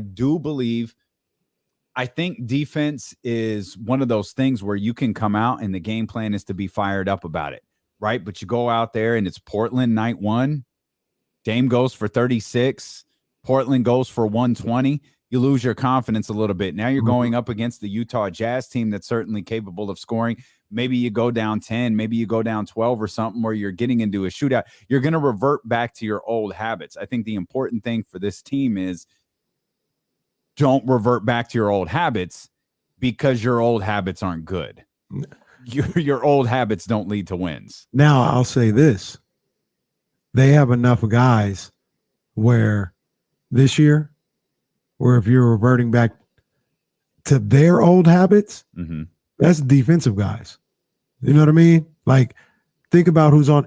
When you use the phrase revert back to the old habits, you're talking about guys that Tristan Thompson, Alex Lynn, Terrence Davis, Mo Harkless, Davion Mitchell, to go along with the guys that I feel actually did play some defense this year: Harrison Barnes, Tyrese Halliburton, Rashawn Holmes. These guys, it's ingrained in them. Their old habits are to get down in that defensive stance. You know what I mean? And I also think a lot of it, we've talked about it a number of different times. A lot of it last year, it's not an excuse, and it's still inexcusable. But they're playing 6-7 guys. Kojo could only work so hard on a defensive end. right? Yeah, Hassan Whiteside. Kenny on Caraway defense. still finding ways to take shots. Corey Joseph, who ain't been a King for No. like a year. No, I got love for Kojo. Kojo was actually very, very nice. I like Kojo. But he was put in a position to do, he was like, we need you to be a defensive stopper for this team. That's Right. not who he is. He Right. works hard, but he ain't no defensive stopper for nobody. So that first half of the season where it was just atrocious on a defensive end, I think a lot of that played into it. Second half, they still went on a 9-game losing streak, and that is inexplicable to me. But I think the guys that they have on this squad, we talked about it with somebody like a Ben Simmons. Triston Thompson brought it up yesterday. You talk about DNA. It's in Tristan's DNA to defend and rebound. Same with Alex Lynn. Same with Mo Harkless. Same with Davion Mitchell. You're getting that as the DNA of your team now.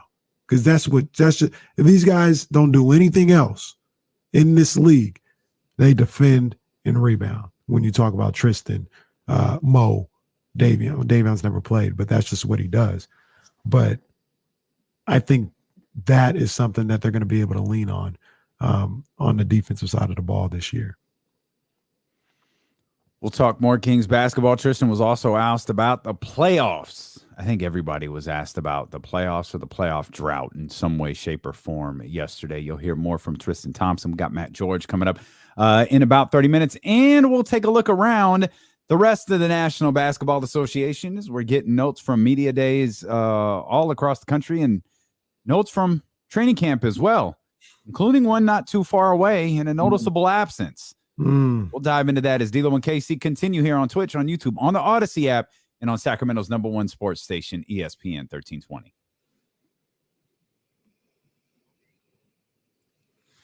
Slide. Yeah.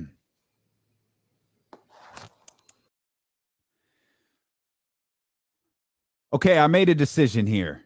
I watched a Raw last night, and to be transparent, I watched the bookends of Raw. Like, I tuned in. I was curious how the show was going to start. They set up that I knew they were doing Lashley, Big E. That kind of what caught my attention. I was like, all right, we're running this rematch back pretty quick, but that's fine. Cool. Tune in.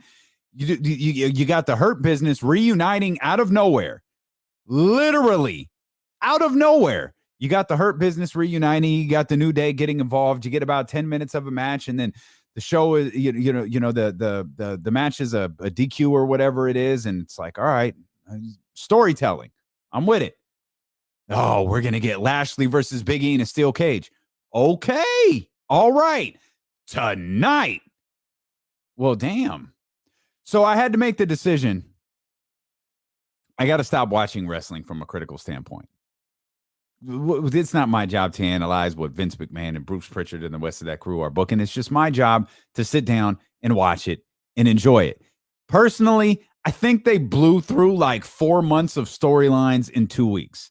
They blew through multiple matches that I think would have had a ton of interest in just 2 weeks. Because I still think, as rocky as I think the WWE programming can be, I still think their top guys are really worth tuning into. I think Big E is worth watching. The New Day is worth watching. The Hurt Business was fantastic. If they reunite out of nowhere, forget it. Cool. At least they reunited. I think Bobby Lashley has emerged as a star. I love Roman Reigns. I hated I went back and watched the Extreme Rules, or at least I watched the main event, and I watched a little bit of Charlotte and I watched Charlotte and Alexa and Bianca and Becky with Sasha coming back. The end of that, the end of the Demon and Roman was such trash. Like, you're doing the story where the Demon is like hulking up. I don't know what he's doing, but all of a sudden he's impervious. He's invincible. He's recovering from this grueling fight, and then he stands on the rope. The rope breaks. He falls, and the light comes back on, and his knee hurts. He gets speared, and he loses. That's trash storytelling. Last night on Raw, I thought was good storytelling, and I thought the main event, the steel cage match, was really, really good. Bobby Lashley and Big E busted their asses. I thought it was a phenomenal match. So I've had to make the decision with WWE. I'm going to fall back. I'm going to try to not watch it from a critical standpoint. I'm going to try to not watch it from like, why are you blowing through 4 months of storylines in 2 weeks? I'm just going to watch. And if I enjoy it, I enjoy it. If I don't, I don't. But I'm going to try to watch Raw from a different perspective because even though I don't agree with what they've done, they've put on a pretty compelling show the last 2 weeks.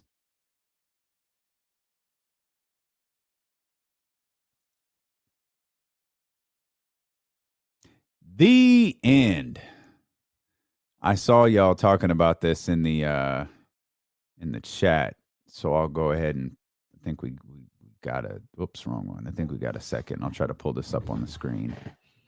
Share screen. Pop, pop, pop, pop, and there's the shirt everybody's talking about. If you can't see, oh, He's such a sensationalist. that's got. Is that for Andrew? Jeez. Oh boy. And so that was today, or that was yesterday? Well, he didn't show up to media day. Yeah, that's right. Oh, okay. Because I was like, he's not there, so I don't understand where that shirt came from. But I saw the chat talking about it, so I wanted to bring it in.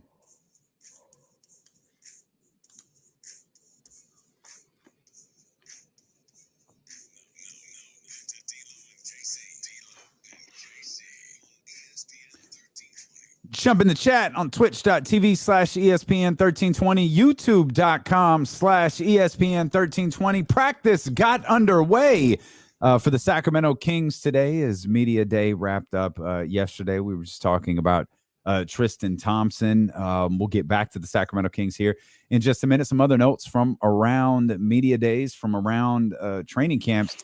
Casey. Real quick, just quick second. Yep. Football, quick second. The 49ers made a deal today. They made a signing. Okay. And might I say, they signed a straight buster. Okay. We're sure this is real. Yes. Okay. They signed a straight buster. Okay. Douglas? Who'd they sign? Nickelback Buster Scrine. I wouldn't call him a buster. That's his name, Buster Scrine. He's a buster. I ain't call him a buster. It's his name. Buster Scrine, Nickelback, former 5th round pick. He's going to come onto the squad after K'Wan Williams is dealing with a calf strain. And boy, oh boy, those calf strains could get nasty. So getting a little help in the secondary there for the 49ers. I just wanted to say they signed a straight buster. So we got a buster, but not a virgin. They cut the virgin, let the virgin go, and they went and got a buster. Whatever, man. That's fine. What happened to Mikes? Do they draft any Mikes, Johns? Well, Mike White, the backup quarterback for who was that? Was it the Jets? Someone, Jets. I think Manny hit us with that in the chat. The backup quarterback is Mike White. Oh, that's a made up name. Give me a break. Bryce, yeah, but Mike White, Western Kentucky, pride of Western Kentucky, of course. Now. Okay. So the chat has hit the childish stage of the okay. I'm not. I was going to hit the drop. I was going to hit the drop for those just tuning in. It's been an eventful day here on D'Lo and Casey. If you're just tuning in, Casey, he came out hot. I feel like Macho Man was a small package type of guy. Context not even important right there in that conversation. Just know that's how today's show started. No, see, that was funny. That was funny. Unrelated to that clip, Matt George is going to join us in about 30 minutes. No Draymond Green in Golden State. He missed media day yesterday. Steve Kerr says it was an excused absence. They've taken a step further. He missed media day. Now he's going to miss the start of training camp. And it's an undisclosed period of time. So he's out for a little bit. You never really know what's going on with Draymond. I ain't going to speculate. Hope the brother's all right. But yeah, we'll see. I don't know. That's a different cat right there, man. That's a different cat. You never really know what's going on with him. Like you said, I hope it's nothing serious. I hope he's fine. but you just never really know what the deal is with Draymond Green. Kind of does what he feels like he wants to do, regardless of who it might affect. You don't feel like showing up? Well, let's not go. Oh, wait a minute. Let's not go that far. We don't know. He may have something he's dealing with. He might. And if he does, I hope he's okay. I hope he's okay regardless. I'm just saying. You never see the know. opportunity. You see the opportunity to go at Draymond Green, and you are not going to pass it up. That's fine. I'll lay out. I'll let you rock. I said I hope he's okay. Well, you did, but you kind of went at him first, like, oh, he's a different dude. If he You don't he know doesn't what's care, going on. like he may not affect. I'm just saying, you don't know what's going on. You never know what's going on with Draymond Green. You don't. Excused personal absence. That's where he's at there. There may be a lot of those excused personal absences. I mean, like it or not, vaccines were the conversation in the NBA yesterday, particularly in Golden State because of what they're dealing with. Hell, they were the conversation today when the Lakers took the media day, but more so in places like San Francisco and New York, which we saw. Brooklyn yesterday. Kyrie, I guess we're at a stage where Kyrie Irving and Andrew Wiggins just might not play in home games. I guess that's just where we are. I don't know how that's going to work. I don't know. I can't imagine there is a scenario on the planet where they would get paid for those 41 games. Now that's a players union issue. So and they would definitely they have to take the fight, but appeal and all this other stuff. So county law outweighs players association. So that's why there aren't mandatory vaccines in the NBA for players. And part of that is because of the union. Or not, I don't even think it's part of it. All of it is because of the union. The NBA has put mandatory vaccines in front of the Players Association, and they've shot it down. But San Francisco is different. New York is different. To the best of our knowledge, Andrew Wiggins is the only Golden State Warrior that we're talking about. And you could tell Andrew Wiggins was pretty pissed off yesterday. He was talking about, he was very agitated that this whole story got out. And he made it very clear I don't even think you have to read between the lines. You just have to read, or you just have to listen. He was really agitated that the Warriors allowed this story to get out. He was like, it's my personal business, and I'm gonna keep this to myself, even though it's probably gonna get out to you guys anyways, because that's how it works. And it's like, oh, all right, Andrew, a little feisty. I don't know how these guys think this stuff could be private. Hey, there's a game at the Golden One. Hey, there's a game at the Chase Center tonight. Anybody seen Andrew Wiggins? Hey, anybody see, like, we're just not going to notice you guys aren't here? We get into January. Well, the streak of Andrew Wiggins not playing a home game has reached 25. What could that mean? We saw him yesterday in the first end of this back-to-back in Utah, but we won't see him here tonight in Golden. Like, come on, man. There is part of me that I'm not gonna lie, like it's like wanting to know or whatever. Like I get wanting to have privacy about that. I understand it. But I also don't see what the big deal is if you say it. Yeah, that's the thing I don't understand. Like, why is this such a private matter? Yeah, and in fact, I think as I asked that question, I think I know the answer. Because this and only this vaccine has become political for whatever reason. Despite the fact that homeboy who left office was one of the first people to get the vaccine, despite the fact his whole damn crew and his whole damn family got the vaccine, somehow this vaccine has become political. And politics are what? They're very private. You're not supposed to talk about them. You're not supposed to talk about politics. You're not supposed to talk about religion. You're not supposed to talk about all this stuff. Somehow this vaccine has fallen into that category, which is baffling because I don't think Kyrie rides a certain way. I don't think that Andrew Wiggins does as well, but we have politicized this vaccine. And now every person who speaks out against vaccine, whether it's what's my man's name? Or Jonathan Isaac. Yeah. Or it's Nicki freaking Minaj. You get the Will Canes of the world. You get the Candace Owens of the world going, yeah, Nicki Minaj. And now all of a sudden you're associated with something maybe you didn't want to be associated with. When in actuality, like, you don't want to get the vaccine? Cool. Why? That's all I like. If you don't get I'm just curious, like, why? Like, what is someone's reason for not getting a vaccine? Oh, you decided to get it? Okay, cool. So did I. You decided not? Oh, what was your reasoning? I don't know why things have become so like that seems like a simple conversation to me, but it's not. It's like, oh, you don't want to get the vaccine because 50 different reasons why that you read on Facebook that your friend who is a Pee-wee football coach told you are 100% accurate. It's like, all right, man. And the other thing about this is, not to take shots, this is just the guy that I recently heard talk about it with Buddy Hield yesterday, when he was like, I think the league needs to respect that, it's a private matter and we shouldn't be forced to do anything. And I understand. But at the same time, like I've said a number of different times, it is not your birthright to play in the NBA. The NBA is a private entity, a private business. And if they decide, not necessarily make it mandatory, but say, hey, we need vaccination in these cities. We're not going to go against the government in these cities. You can't play if you're not vaccinated. The players need to understand that. The players need to understand they're trying to run a business here.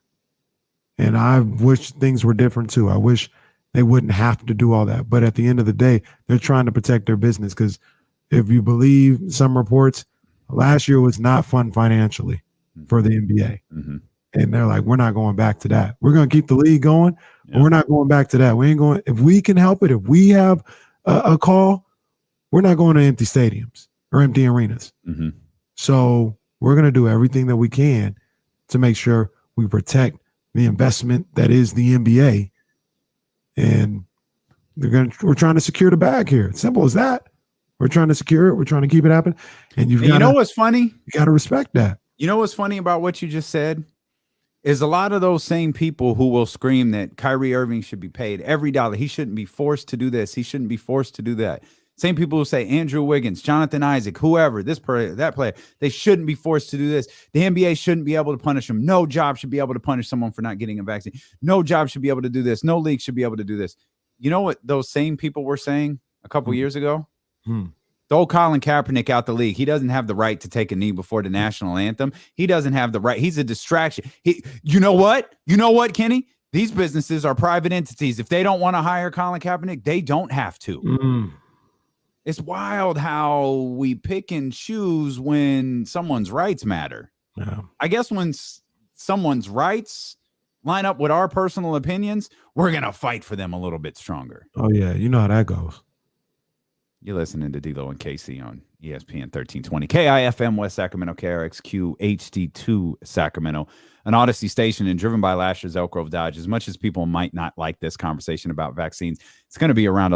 I don't think it's going to be around the entire season. It's certainly going to be around a little bit while longer. It's going to be around until there is a definitive, until there's something definitive decided with guys like Andrew Wiggins and Kyrie Irving. You know, guys in New York and I again, media day was yesterday. The only person I think we're talking about is Andrew Wiggins.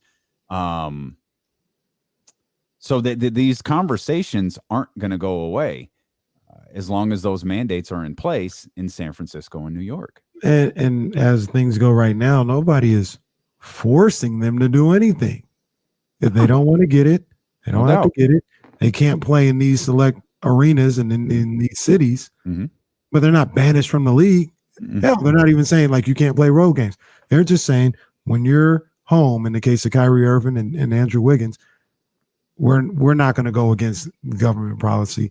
You can't play here. It is fascinating to me that a visiting player can go to Golden State. Now that's bizarre.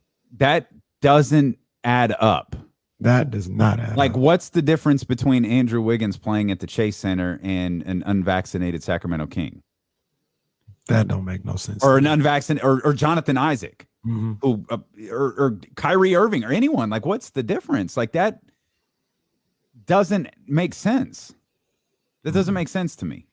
Yeah. But what do I know? I sit in my house in front of Luke Belaire bottles and talk about sports. So, another note. Fans. Always Luke Belaire, McQueen in the Violet Fog, Bamboo. You know what it is. Kawhi Leonard said he hopes to be back this season. Kawhi Leonard actually spoke a lot yesterday.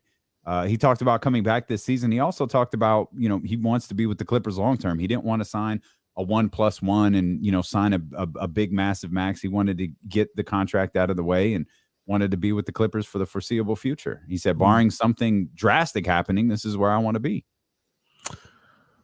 I wish him the best. I hope he does come back this year. That'd be a game changer to the NBA season if he was able to come back this year. So I certainly hope he does. Certainly be a game changer for the postseason. Oh, Kenny, you see what time it is?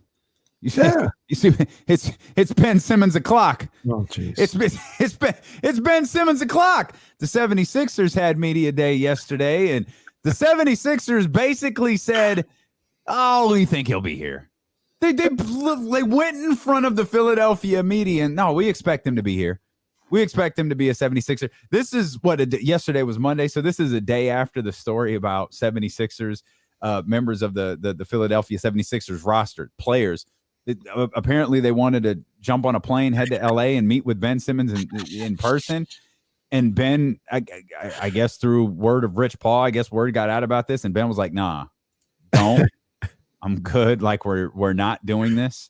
I don't want to meet with you. Like, it's over." He said his relationship, his playing relationship with Joel Embiid has run its course. That's a wrap. And says it's not personal. Of course, it's never personal. It's just business, maybe. Simmons also says, believes that playing around Embiid's style isn't conducive to the way he needs to play. What? Really? What? Okay. Follow-up question, Mr. Source of Ben Simmons here. What exactly do you need to help your style of play? I would be curious. Like, what is like a dominant center who you can feed the ball to? That doesn't work. Okay. What works for you then? You need a shooter? They actually have those. Oh, you need a. Well, you don't need a big and you don't need a shooter. I don't know what you need. I mean, what does Joel Embiid have to do with the fact that you refuse to shoot in the fourth quarter, that you refuse to take a dunk? What does that have to do? Joel Embiid got out of your way. He was at the top of the key. It's not what he needs, Kenny.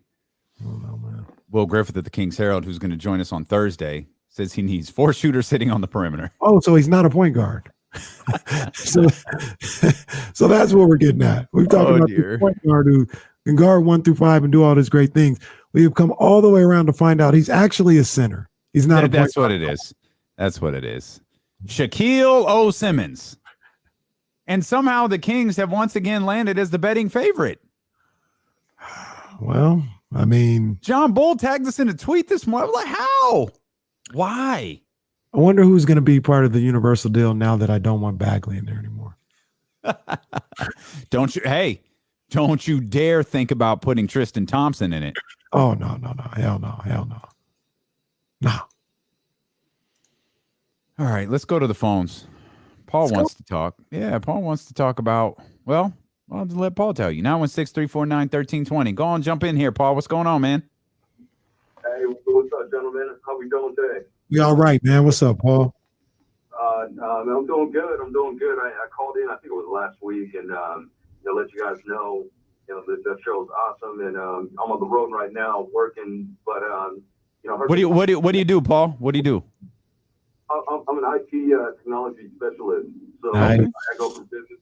Yeah, I go from business to business. The ones that we're contracted with, to help them out with software and hardware and stuff like that. Nice. So yeah, it's good. It's I get a chance to listen to y'all and a couple other shows that I like.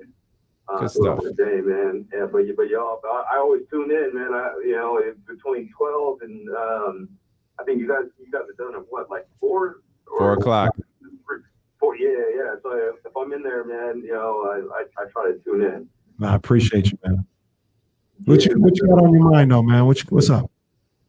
So I was listening to the conversation you guys had about players choosing not to be vaccinated versus others, and being vaccinated. And I agree. I got a friend of mine that was working for a large organization that just laid off like 200 people because they didn't want to be vaccinated. And what these players need to understand, like if it's mandated, by the company that you work for, it's something you want. It's something you're gonna do. But if it's that negative of a thing, if there's personal reasons or whatever, and you can't do it, man, you got to walk away. And you can't play. And then there's a lot of people that look at this vaccination thing, with no medical experience, probably without doing any background research about it, and they look at it like, oh, this is foreign. This is something I can't do. I'm not doing it. I don't trust it. But you when you get sick, you get the flu. You go, or prior to getting the flu, you go get the flu shot, right? Mm-hmm. You have a headache, or you're feeling ill. You go to the doctor. You don't know what they're putting in your body, but you have to trust the fact that what they're putting in your body is going to help you, and not only help you, but help other people. So I just don't understand. And you guys talked about it being politicized. Yeah, that's a big aspect. That's a big aspect. And it's almost at the point where it's something that's the dynamic is it's either popular or it's something that's looked at like, oh man, this I don't want to do this. Yeah. You know what I'm saying? Like which side did you want, right? Left or right? It's just so that's all I wanted to say. And I think with Wiggins you were talking about earlier, you don't have to give an explanation as to why you don't want to do it, but let's understand why the majority of the population of people that understand what's really going on need to do it, and why this thing is not going away. Yeah, that's the frustrating part, Paul. And thanks for sharing part of your story. I should mention that y'all know what we do. We like to know what y'all do. Like we ask the chat all the time, what are you guys doing? Where you working? Like anytime you call in, man, share with us what you're doing, Paul. We appreciate you, man. And it's one of those.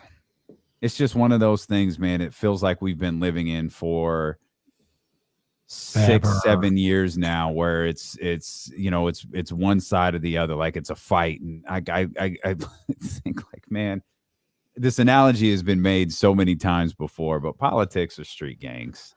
Oh yeah, it's Bloods and Crips to a far, far deadlier degree. Yeah. We talk about how, like, I've watched all of these different shows on like the rise of gang culture in Los Angeles, and there's a great show out on I think Hulu right now about Compton and that whole the how Compton has become what it is today and everything that it went through in the 80s and all of that different stuff. Mm-hmm. I think, man, it's half as deadly as the Bloods and Crips and Suits on Capitol Hill. Mm-hmm. And part of the reason is this, like you don't hear a lot of people say, yo, we're out looking out for the best interest of everybody. Right. Like, that's the whole point. Like, nobody wants to live through this. Like, yo, if you're watching, we're at home. You know what I mean? Like, we started a radio show in our house. We work for the biggest media company, the biggest audio distributor in the country. And we had to start a radio show from our house because of this. You know what I mean? Nobody wants this. Nobody wants, not to be able to eat in restaurants the way they used to, or to have to walk around with Matt. But it feels like sometimes no one's looking out for us. Mm-mm. You got someone looking out for a certain group because you've gravitated towards them. Then you got someone else looking out for another group because you've gravitated towards them. Yo, that's not what I need in the people who handle this stuff for me, who run this. I need someone who's looking out for you, me, the people listening who agree with us, the people listening who disagree with us, we're all supposed like, yo, nobody wants this. We stuck here. Right. This is a bad look, but like I don't know. I ain't losing $21 million over it though. Like these dudes, man, I need the type of money that just goes, nah, I'm only gonna come to work half the time. Boy, they say that's FU money. That's a whole different type of I'm just not coming to work half the time. I'm only playing on the road. Imagine, bruh, I just thought of this. Imagine now this this not really pertains to Andrew Wiggins, but more Kyrie Irving. Imagine being a season ticket holder. Oh, hi. Yeah, just heard Kyrie wasn't playing half the games. The half I'm going to? Yeah, we're going to have to talk here. Yeah, no. They're going to be like, yeah, no. yeah, Monty McNair. Yeah, no, you've already paid. Yeah, you're stuck. You ever had season tickets? Like, well, you've been to there's been situations you can go to every game, but like just bought season tickets. No connection to the team. Like no personal connection. No. You ever wanted to? No. I wanted to get Kings season tickets. Oh, see, that would be the one. No, like, God, no. That's 41 games. Like, I ain't doing. I can get into 41 games, and I don't want to. I almost got in with a group before all this media started to swing my way. I almost got in with a group when I would have got like I think 12 or 13 games or something like that. I think when I loved the Kings that much to be a season ticket holder, I couldn't afford that. And plus they were really good. So I like really, really couldn't afford it. Yeah. And then as I, got older and started to make, I got into this world. And so I'm fortunate. Like I never take for granted how lucky I am that I can go to a game that some people, just can't go to or that's why I'm always going to go to the games. Because hell, that's half the reason I got into it. Like, what? I can go to the games? What? Yeah, I'm going to go to the games forever. I got into media to hang out with Matt George, the Locked On Kings podcast. Matt George joins us next here on Sacramento's #1 sports station. It's D'Lo and KC on ESPN 1320. Did our comments get broken? In the chat house? Yeah. Maybe it's just on my end. Oh, they in here. They are most definitely in here. I can't even get any of the new comments. Oh no. It works if I click on it. I can click. Oh, let me do something real quick. I forgot to I messed something up. I'm gonna disappear for a split second. Y'all gonna miss me here.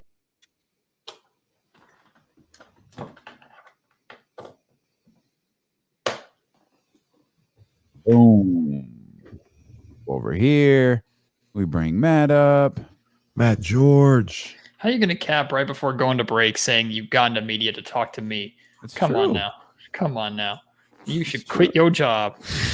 KC, you still plugged in? Oh, I keep doing that.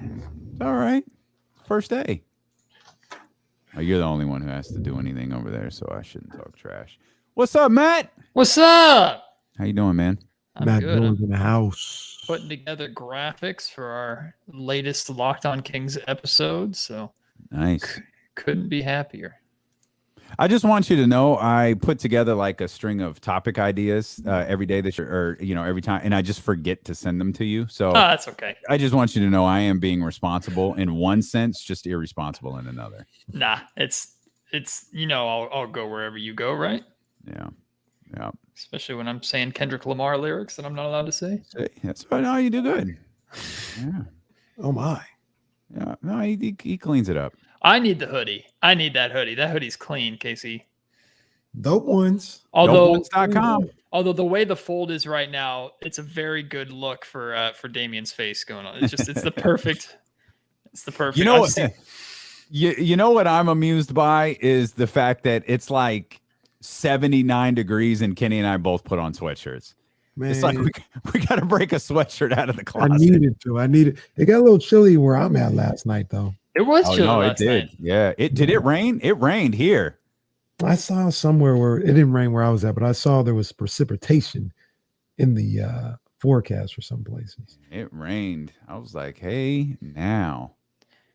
We left a blanket outside out back last night and went to get it this morning. It was damp. I was thrilled. It's all about having seasons, man, and it's time for fall. Although I got my neighbor, so my neighbor has a tree. It's perfect during the summer because it provides shade for our cars in our driveway like all year or all summer long, which is amazing. But it's one of those trees that just as soon as fall begins, it doesn't gradually, like all the leaves just fall off immediately.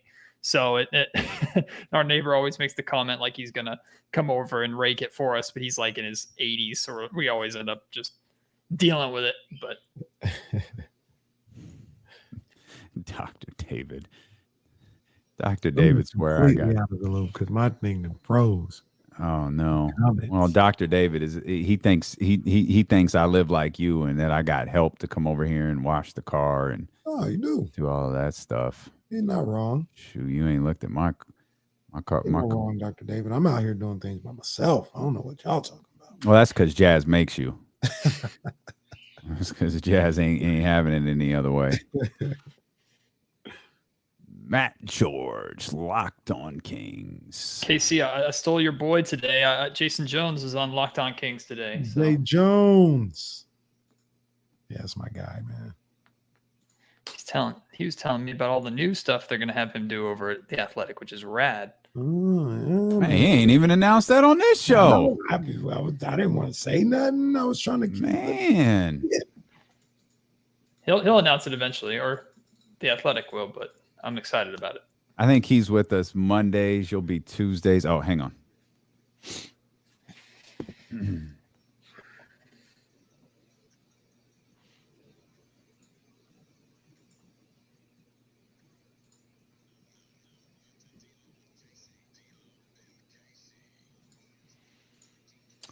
Matt George at the Locked On Kings podcast here with us on D'Lo and KC. Kenny, I feel bad. We haven't mentioned this, with Media Day being yesterday. Yesterday's show was kind of we were all over the place yesterday with Marvin and Buddy and Terrence Davis and all of this stuff. And we got Matt George here. Now, we haven't talked about the fact this is the final week of the baseball season. Yeah, man. We're finally here. Whoo, I'm ready. No, that's in the box. I'm ready. We put Ric Flair in a box. I almost said something. I'm not going to say it because if something goes wrong, it's going to be on me. Now you see Kenny, the excited Giants fan, in stark contrast to one Matthew George. What's your middle name? I know it. What is Clark? it? Clark. Matthew Clark George. That's freaking perfect. That fits you beautifully. White. Well.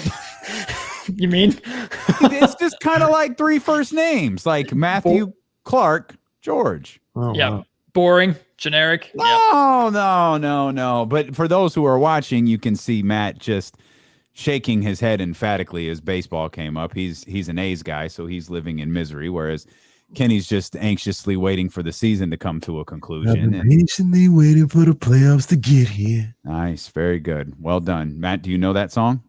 Absolutely not. Okay, well done. It sounded like a line from The Godfather. No, it was Get Rich or Die Trying. Talking about a little baseball. I don't know what you're talking about, man. Nope. Okay, all right. He's gone from doing a Rick Ross impression to doing a 50 Cent impression. So we'll roll along here and get to the Kings. Matt George was just telling us he was working on some graphics for his latest episode of the Locked On Kings podcast, which is available here on the Odyssey app or wherever you get podcasts from. Matt, what was your biggest takeaway? Pretty eventful day at Media Day. We actually got to hear your voice a couple of times here on the show. What was your biggest takeaway from yesterday's gathering? Funny enough, I haven't heard really anybody talk about it because I might be reading too far into it, but it actually had to do with Marvin Bagley. Mm-hmm. And Marvin was, of course, he was asked about the drama. It was the first opportunity we got to talk to Marvin Bagley since all the chaos of him going on his podcast and saying why he decided to like some things on social media and all that. So we get the opportunity to talk to him, and he gives the same kind of cookie cutter dismissive answers that we expect. So I didn't really pay too much attention to that. But what did catch my ear, and again, I haven't really heard anybody talk about this because maybe I'm reading too far into this, but he mentioned on 2 separate occasions that he has family and friends and loved ones around him who support him no matter what he did. And he brought that up twice on 2 separate occasions. Now, not trying to connect too many dots here that might not exist. He could just be saying how blessed he is because he has that support behind him with everything that he's been through in the NBA. But at the same time, those people in your camp that love you and support you, those have been the ones that have been causing these off the court problems. Those have been the ones saying things that you haven't addressed in the media. And to be fair, you don't have to address them, but you also haven't denied the things that your family and loved ones who care about you have been saying. So I don't know if I'm reading too far into it, saying Marvin is once again siding with the people who have said these things like fire Luke Walton and trade my son and get my son out of Sacramento. I don't know if I'm reading too far into it with that, but that jumped off the page to me. Reading too far into it, like, you're not wrong, so to speak, but I just don't think you're ever going to get that from Marvin. And I said what I would want him to say. Even if I was Big Marv and I made the tweets, I'd be like, son, go make sure there's a clear distinction between me and you, or whatever the case may be. I'm talking for me, not for Marvin Bagley III. I would tell him to do that, and say, hey, what my dad does, that's what my dad does. If you want to hear something from me, you'll hear it from me. But that's just not what he's going to do. Yeah. That's just not what he's going to do. It seems as though he's very tight with that team that he has. And for better or for worse, they're always looking at, being protective of each other and making sure that nobody can infiltrate what's going on. And that's the way they go about things. That's not here for me to say is right or wrong, or, I may do something different. I just think you're not going to get what we want necessarily from Marvin Bagley. We're never going to get that. I talked about that earlier. I want him to be like, yo, I'm here to the Kings. I want to get this done here in Sacramento. We're never going to get that. And he gave us about as good as Marvin Bagley is going to give us on the mic. As an interview. As a rapper, he's a little better, but as an interview, he did about as well as we could expect him to do for who he is. Yeah, I think that speaks to the expectations that I had. Like, you knew he was going to be asked about it, but everybody who was asking the questions knew. In fact, I got an opportunity to ask a question to him early on, and I didn't even broach the subject. I started talking about things that he's been working on in the offseason, because at least I know he'll talk about something at that point, because we knew what he was going to say. Now, at least in addition to him bringing up his family and his loved ones a couple of times, what did stand out to me is what he said, that as long as he's here in Sacramento, he's happy to be here. But the main nugget that I really paid attention to, that I'm going to hold him to, as however I can hold him to, and I think fans should hold him to, is he said while he's here, while he's a Sacramento King, he's going to give them everything he's got. So that's an expectation that I think everybody should have for him, regardless of what's happened in the past. Marvin Bagley, if he's on the floor, whether it's as a starter, coming off the bench, on defense, on offense, doesn't matter. You want to see Marvin Bagley giving everything he's got. And I don't think we've had to question that too much throughout his career so far, which is props to him with all the injury issues that he's dealt with. We haven't had to question that part. But if he's able to stay healthy, and if he therefore becomes a little more reliable because he's staying healthy, the last thing that he needs to deal with in addition to all the issues is, oh, well, he's taking plays off defensively, or he doesn't jog up the floor after he gets tunnel vision on the offensive end and misses a hook from 13 feet. Like those are just things that he doesn't need to have. So I expect Marvin to, when he's here in Sacramento, to give his all when he's on the floor. The question is, what is Marvin on the floor going to even look like?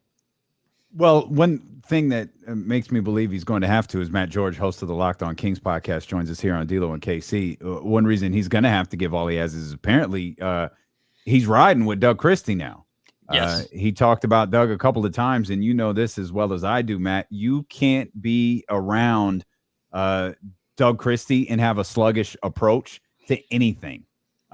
He won't allow it. His personality won't allow it. And just, Doug Christie's personality is going to bring something out you. Like, Doug is the ultimate motivator. And I think that was one thing. I know it certainly caught my attention, and I'm quite positive it caught our attention. And I'm quite positive I wasn't the only one. When he mentioned Doug Christie and working out with him, it was like, oh, okay. Yeah. That's a new wrinkle to this. He mentioned that answering my question. I had to follow up because he just said Doug, and I immediately followed up, making sure he would clarify that it was Doug Christie. Because to me, I have an issue with the people that Marvin has surrounded himself with, even if he loves them and they love him and they support him. I think he's surrounded himself with people that enable his behavior and enable this excuse making. So to me, Doug, there's not maybe a more perfect person in this organization, maybe other than like Rico Hines, for Bagley to surround himself with or to attach to than Doug. And Doug has spoken publicly multiple times about what he would do if he got the opportunity to work with Marvin Bagley. So it doesn't surprise me at all that the two are working together, because Doug is the kind of person that will be Marvin's friend but won't coddle him. Doug will have Marvin's best interests at heart and will work with him to get better and make sure Marvin knows what he did wrong versus what just happened to be circumstance, but he's not going to make excuses for him. And I think that's absolutely perfect, absolutely brilliant. And honestly, when Doug Christie got the job, the first thing everybody thought of was, okay, Doug Christie, Sacramento Kings legend, especially defensively, he can help with the defensive side. The first thing that popped in my mind is, what could Doug Christie do for a guy like Marvin Bagley? So the fact that they're working together, I think, is phenomenal. And I expect there to be some kind of positive result because of that. I want to ask both you guys a question, because I talked about it earlier, Matt, where through all my frustrations with the way certain things have played out, with all my frustrations with how Team Bagley has maybe advised things or, had their opinions being vocal and that being an issue for the team. I've never given up on Marvin Bagley. Never given up on the type of player that I believe he could be, the type of player that I think he has the potential to be. And with everything that's going on, we've had a universal trade proposal that has involved him with a numerous different things. Things have gone on over the summer. You hear him speak yesterday. You get a guy like Doug Christie in his ear day in and day out. Do you think there's a chance that Marvin Bagley not only is here throughout the whole season, but is here for the future for the Sacramento Kings still? I think that is the best case scenario for both sides.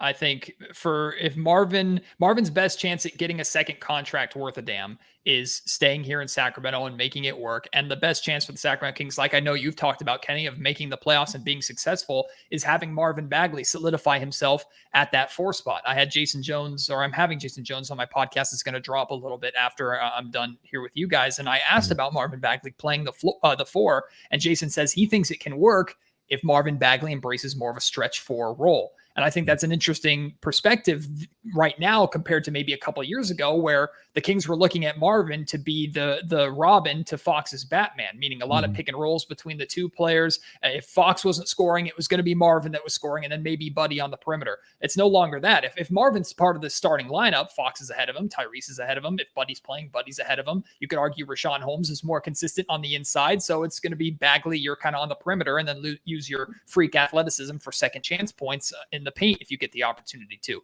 So I think that's a difference right there. Kenny, I would say I have given up on Marvin, even if I didn't want to. And I think I've more given up on Marvin because of the saga that it's been more than the actual player itself. The history of who he was taken ahead of, all the off the court drama is all the reason why I've just wanted the Sacramento Kings to move on. But we're still at the situation where we're at this point, and I know I've brought this up before, that the Kings are in this low risk, high reward spot with Marvin because they've already eaten crow for taking him. There's nothing they can do to make that pick look better. The guy who drafted him is gone. So there's no reason for Monty McNair's job to make Marvin work. If it works, great. If it doesn't, you can kind of wipe your hands with this. So to answer your question in a roundabout way, yes, I do think Marvin can be here long-term. And if he is, that means good things have happened. I think that's the most important part. Everybody should be rooting for Marvin to be here next year because that means something worked. And right now, I think he's now lineup questions will always come into play here, but first day of practice, I mean, I feel like right now he's kind of got the nod to be the starting 4. I hope not. and that sounds weird to say because I can't.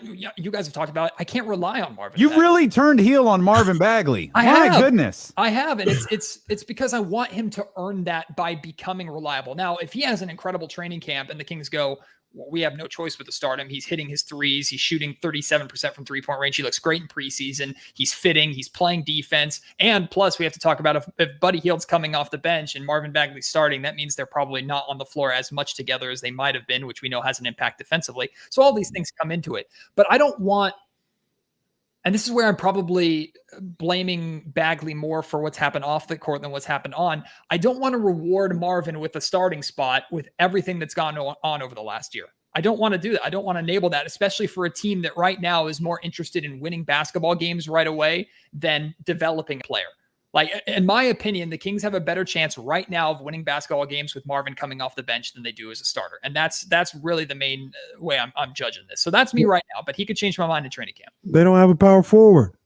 Then you play small, or you play Triston Thompson at the 4, which Jason and I discussed in the podcast. Like, I think you have better. I can rely on Triston Thompson. Like, Tristan hasn't played a game for the Sacramento Kings, and I know I can count on more from him than I can from Marvin Bagley based off his career. Even if I'm not a big fan of Harrison Barnes at the 4 and Buddy Hield playing at the 3, I know I can rely on the both of them because I've seen it before. I can't rely on Marvin Bagley, and this team needs to win basketball games, meaning they need to be reliable right now. And Triston Thompson said during his press conference, love what he said yesterday. He said he wants this Kings team to get off to a hot start because veteran teams that he's been on don't usually get going until December. And he thinks for a young team like Sacramento, if they want to make up ground, they have to come out of the gate hot. I think you potentially have a better chance of doing that with Marvin off the bench, not as a starter. Just my opinion.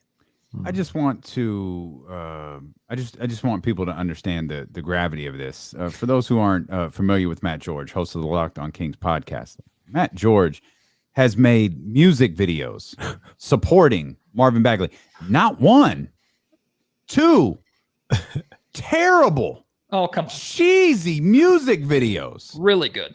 Support good. Yes, they were very good videos. Lyrically supporting amazing. Marvin Bagley. And he's finally broken you.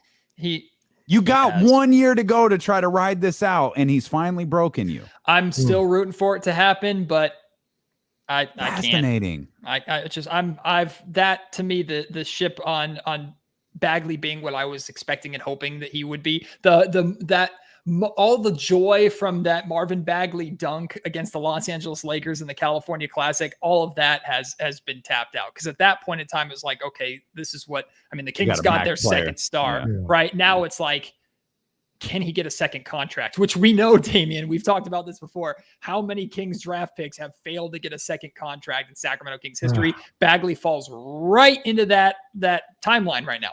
Perfectly into that timeline. Brutal.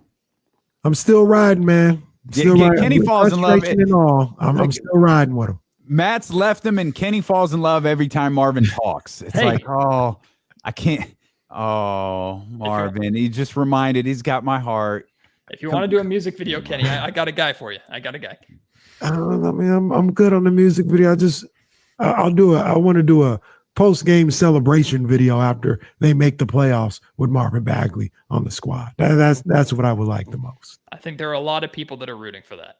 You mentioned Tristan Thompson. Tristan Thompson, I mentioned that you just turned heel on Marvin Bagley. Then if we're sticking with the wrestling analogies, Tristan Thompson had the biggest babyface turn, I think, in the history of Sacramento. Is just, the immediate response as we were carrying Tristan's remarks live here on the show was just phenomenal. And then you saw it followed up on the King's Herald and from the various writers and news people who were covering that. And what stood out to you about Tristan Thompson yesterday, or did he say anything in particular that really stood out to you?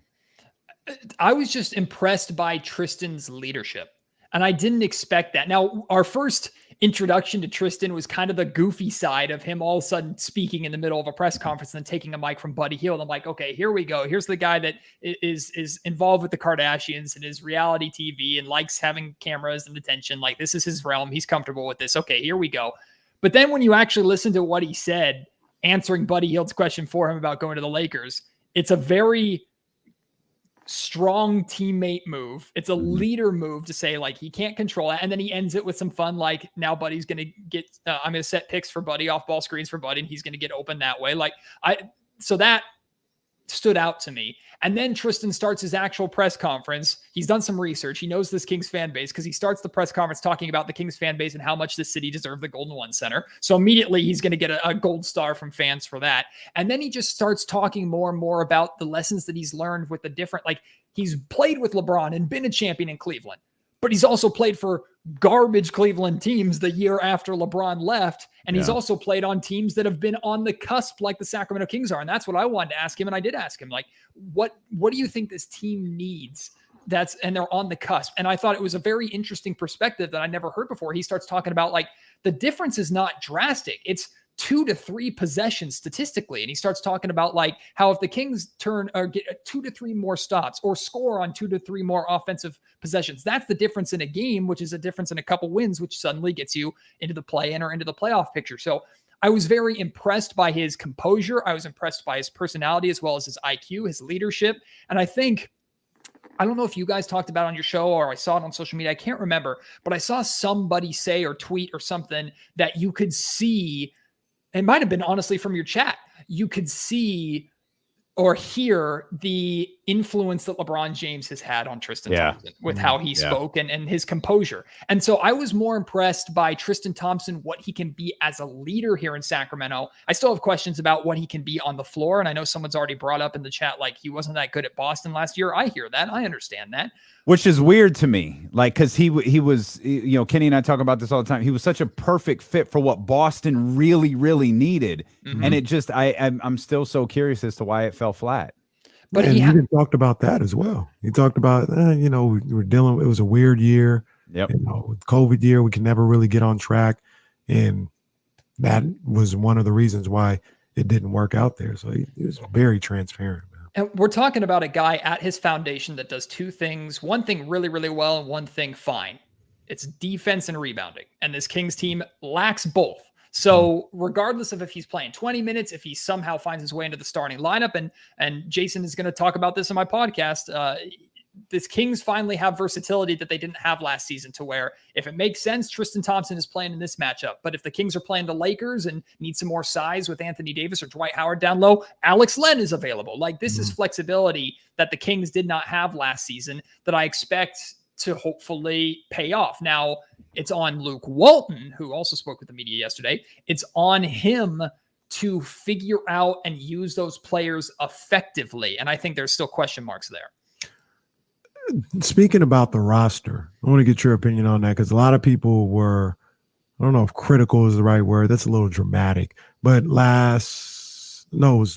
when did Monty speak on? Last week? It was last week, last Friday. Yeah. Yep. He talked about how this roster is extremely versatile. And a lot of people were like, I don't think it's versatile at all. I think it's heavy at the guard, heavy at the center, and weak in between.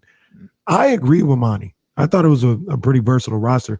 Like you just talked about, they can go any way somebody wants to go. They can go small. They can go big. I think they have wings that can play. For whatever reason, a lot of people forgetting Mo Harkless is on this team. They have a direct backup for each starter on this team. They at the very least go 10 deep, maybe 11, 12 deep with guys that you can play. Did you agree with Monty when he said this roster was extremely versatile? I did, but I understood the clapback, because you're right. This team is heavily loaded at the center spot, heavily loaded in the backcourt, and then has a massive hole at the wing, which, welcome to the history of the Sacramento Kings. Hole at the wing has been just the epitome of Sacramento Kings basketball. I mean, it was John Salmons, then it was Andres Nocioni, and then thankfully we got wonderful years. Yeah, you remember Nocioni? Yeah.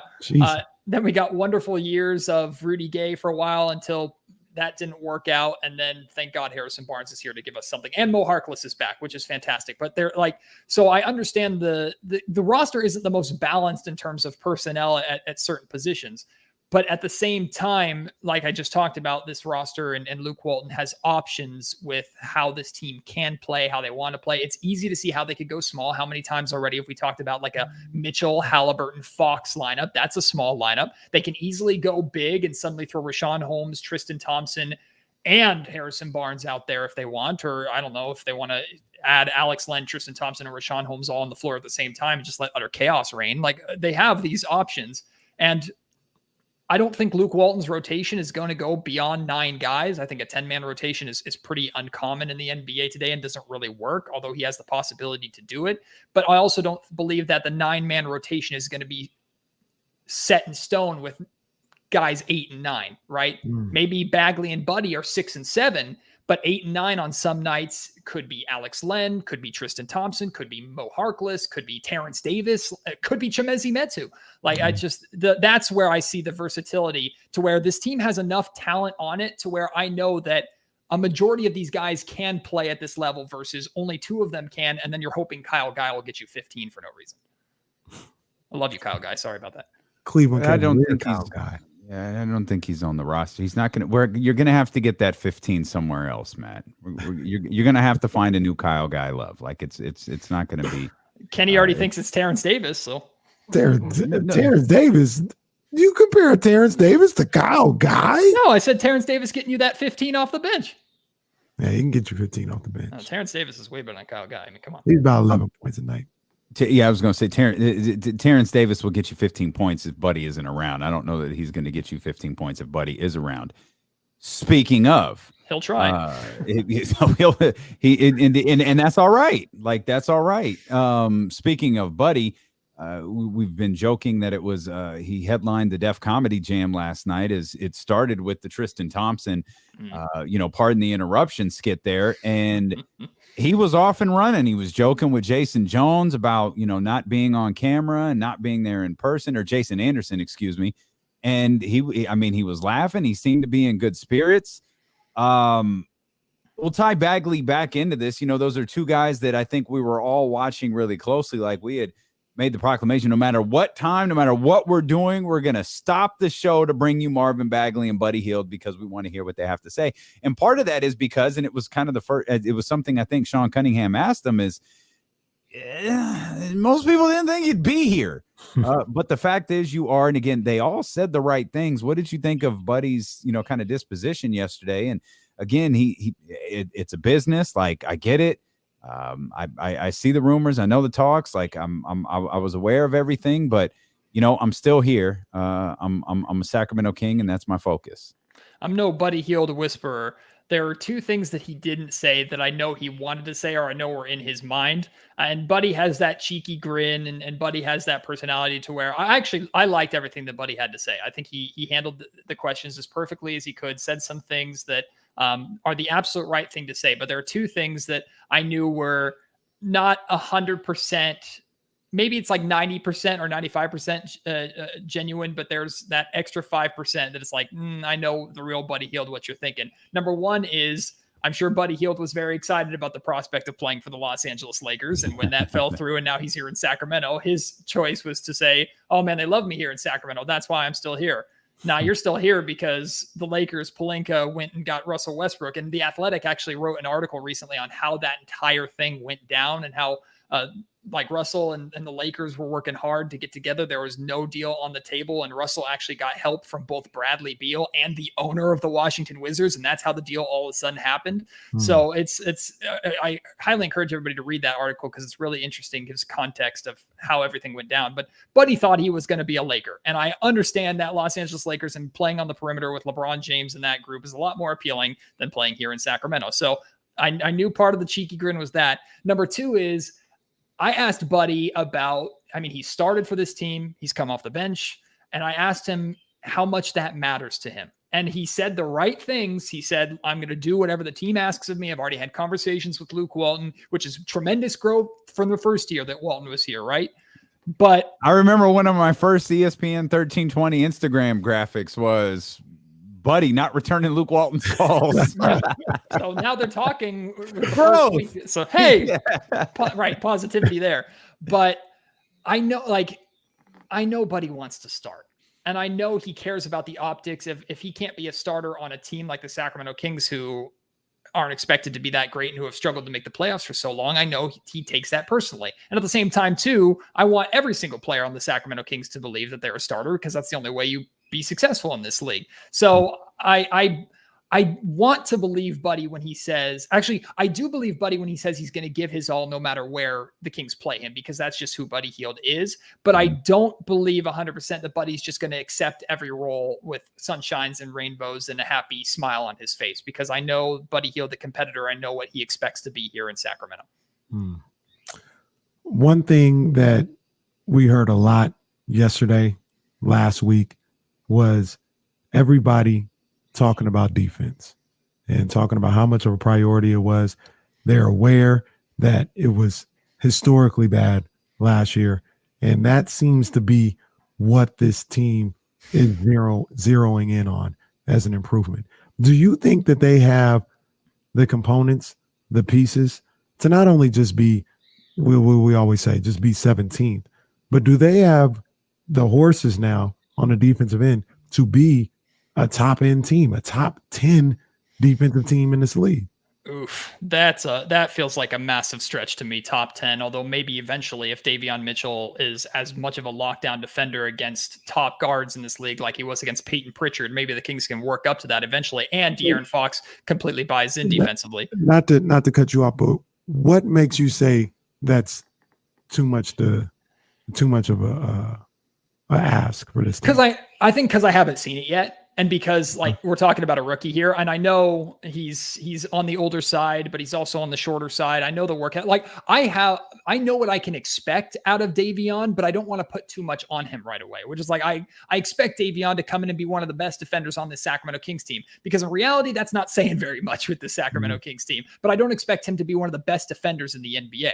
I expect the Sacramento Kings to be a better defensive team because of guys that they've added like Davion Mitchell. And Kenny, you've said it earlier on the show. I was listening when you said they brought in guys like Alex Len, like Triston Thompson. Harrison Barnes is already here. Mo Harkless is back. These are guys that have playing defense in their DNA. It's how they play. It's exactly what you said. I couldn't agree more. But I expect that to translate immediately to the Kings being at best maybe like 15, 16 to 20. Like that's what I think the peak is defensively for this team right now. And that to me is enough for this team to certainly make the play-in and maybe just possibly sneak into the actual playoffs. Like I think that's enough there because we know how good this team can be offensively. And I was encouraged by Luke Walton saying, yeah, we're focusing on defense, but we're also know we can get better offensively. I expect Fox to take another step, Tyrese to take another step. Hopefully Davion Mitchell has that 3-point shot that he showcased in his final year in college. So we know this team can score. If they're just a little bit better defensively, I think that's enough to make a significant leap in terms of playoffs. Once they get to that 5-10 range that you're talking about defensively, if they ever get to that point, that's where I think we're talking about this Kings team as a legitimate contender. And that still seems like far away to me. I got you. I'm not looking at defensive rating though. I'm looking at points given up per game. There's one massive anomaly and the Kings finished 28th in that category at 117.4. There's one major anomaly in the top 10. Really the top 12 is Matt George and his Birds joined us here on D-Lo and KC. And I guess it's the New York Knicks, Los Angeles Lakers, Utah Jazz, Clippers, Heat, 76ers, Suns, Nuggets, the Dallas Mavericks, and at number 10, the Detroit Pistons. And then you have the Boston Celtics and the Atlanta Hawks. The Atlanta Hawks are 12th here at 111.4. So really what we're talking about here, and again, this isn't defensive rating. This is just points per game. We're hoping for an improvement of 6 to 7 points per game. Well, you know what it is, D-Lo. The reason why Detroit's that high is Corey Joseph, baby. They got Corey Joseph, and the defense suddenly went top 10. That's Matt George, ladies and gentlemen. Shout out Corey Joseph. Shout out. If the Detroit Pistons played the Kings every week with or every day with Corey Joseph, they'd be the greatest defensive team that ever existed. Hell, they'd be the greatest offensive team. They'd average 25. Bruh, that's facts. Corey Joseph would just have a wall full of trophies playing the Sacramento Kings. A stretch to get into the top 10, I kind of agree with. But I do think I love the commitment. Here's how I'll frame the question to you, Matt. I love the commitment that the team showed yesterday. It's one thing to talk about defense. It's one thing to say that's the emphasis of this training camp. We've heard Luke Walton say that for a couple of years now as the Sacramento Kings head coach. But it's different. Like you could get through the Phoenix Suns game and you could get through these preseason games and it's whatever. But when you start getting your teeth kicked in by the Portland Trailblazers or the Utah Jazz or the Golden State Warriors, are you still willing to commit to the defensive side of the ball? And that's what I wonder if all of that enthusiasm carries over maybe when things aren't going so well in a regular season game.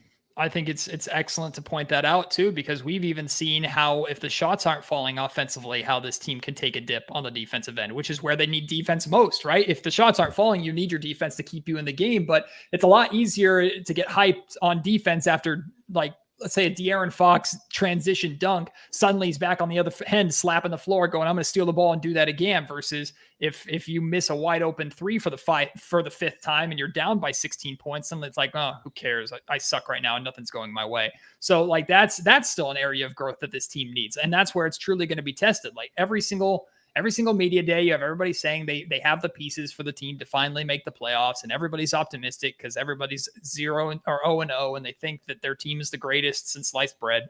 But it's when this team is actually tested.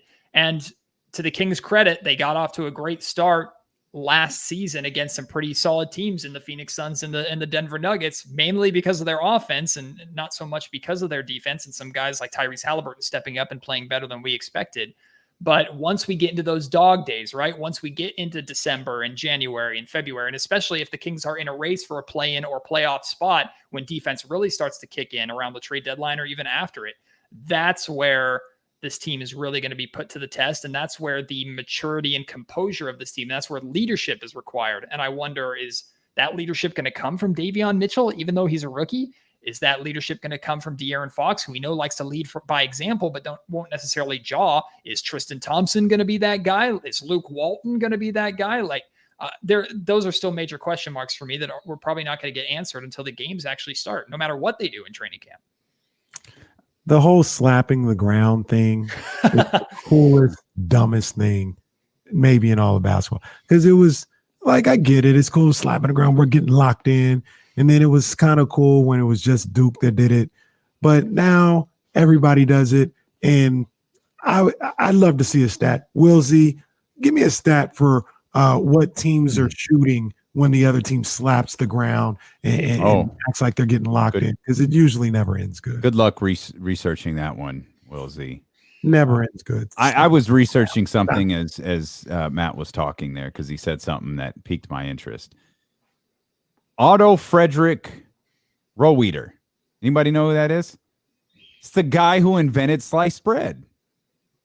Wow. I'm fascinated by that line, the greatest thing since sliced bread. And it's like, yo, who was the first person to slice? Who was the first person who had this big loaf and thought, man, let me cut this joint? Did you and how did you eat the bread prior? Like, did you just pull it out? Did you break it apart and you just start, just eating it, like breaking it apart? Who thought, you know what? It would be cool if I cut this thing. It's that, Damien, and it's the guy who I wouldn't say invented milk, but said, this stuff coming out of my cows. Yeah, I'm gonna drink this. Yeah, because that's logical.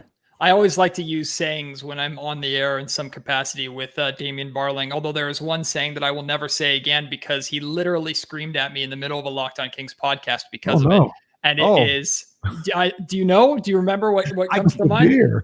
It's the definition of insanity is doing the same thing. Oh, he hates that. And I brought it up one time just talking Kings, and it was some kind of defensive conversation or whatever. And I just brought it up like casually, like most people do.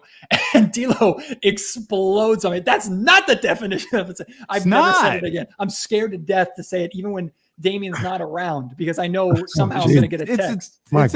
It's a terror. First of all, Matt makes me out to be like this violent human being who has mistreated him for years. It's true. But that's not wrong. I hate that saying because it's not true. I think we just talked about this. Somebody just said it the other day. And it's like, yeah, dude, that's not the definition of insanity. That's like Einstein's definition of insanity. There are people who walk around thinking that the definition of insanity is that stupid saying right there when it's very much not. Again, Full circle, the internet makes people dumber. We appreciate you so much for being with us. Check out the Locked On Kings podcast YouTube channel and check out the Locked On Kings here on the Odyssey app or wherever you get podcasts from. Hit the thumbs up before you leave the YouTube channel. We appreciate you so much for being with us. We will be back here tomorrow at noon on Sacramento's #1 sports station. It's D'Lo and KC here on ESPN 1320. Holla. Clear. I didn't choke this time. That was hilarious. That was great. The worst way for me to start an interview. My fear, no, dude, one, it happens. Two, my fear is that stuff happening when Kenny's not here.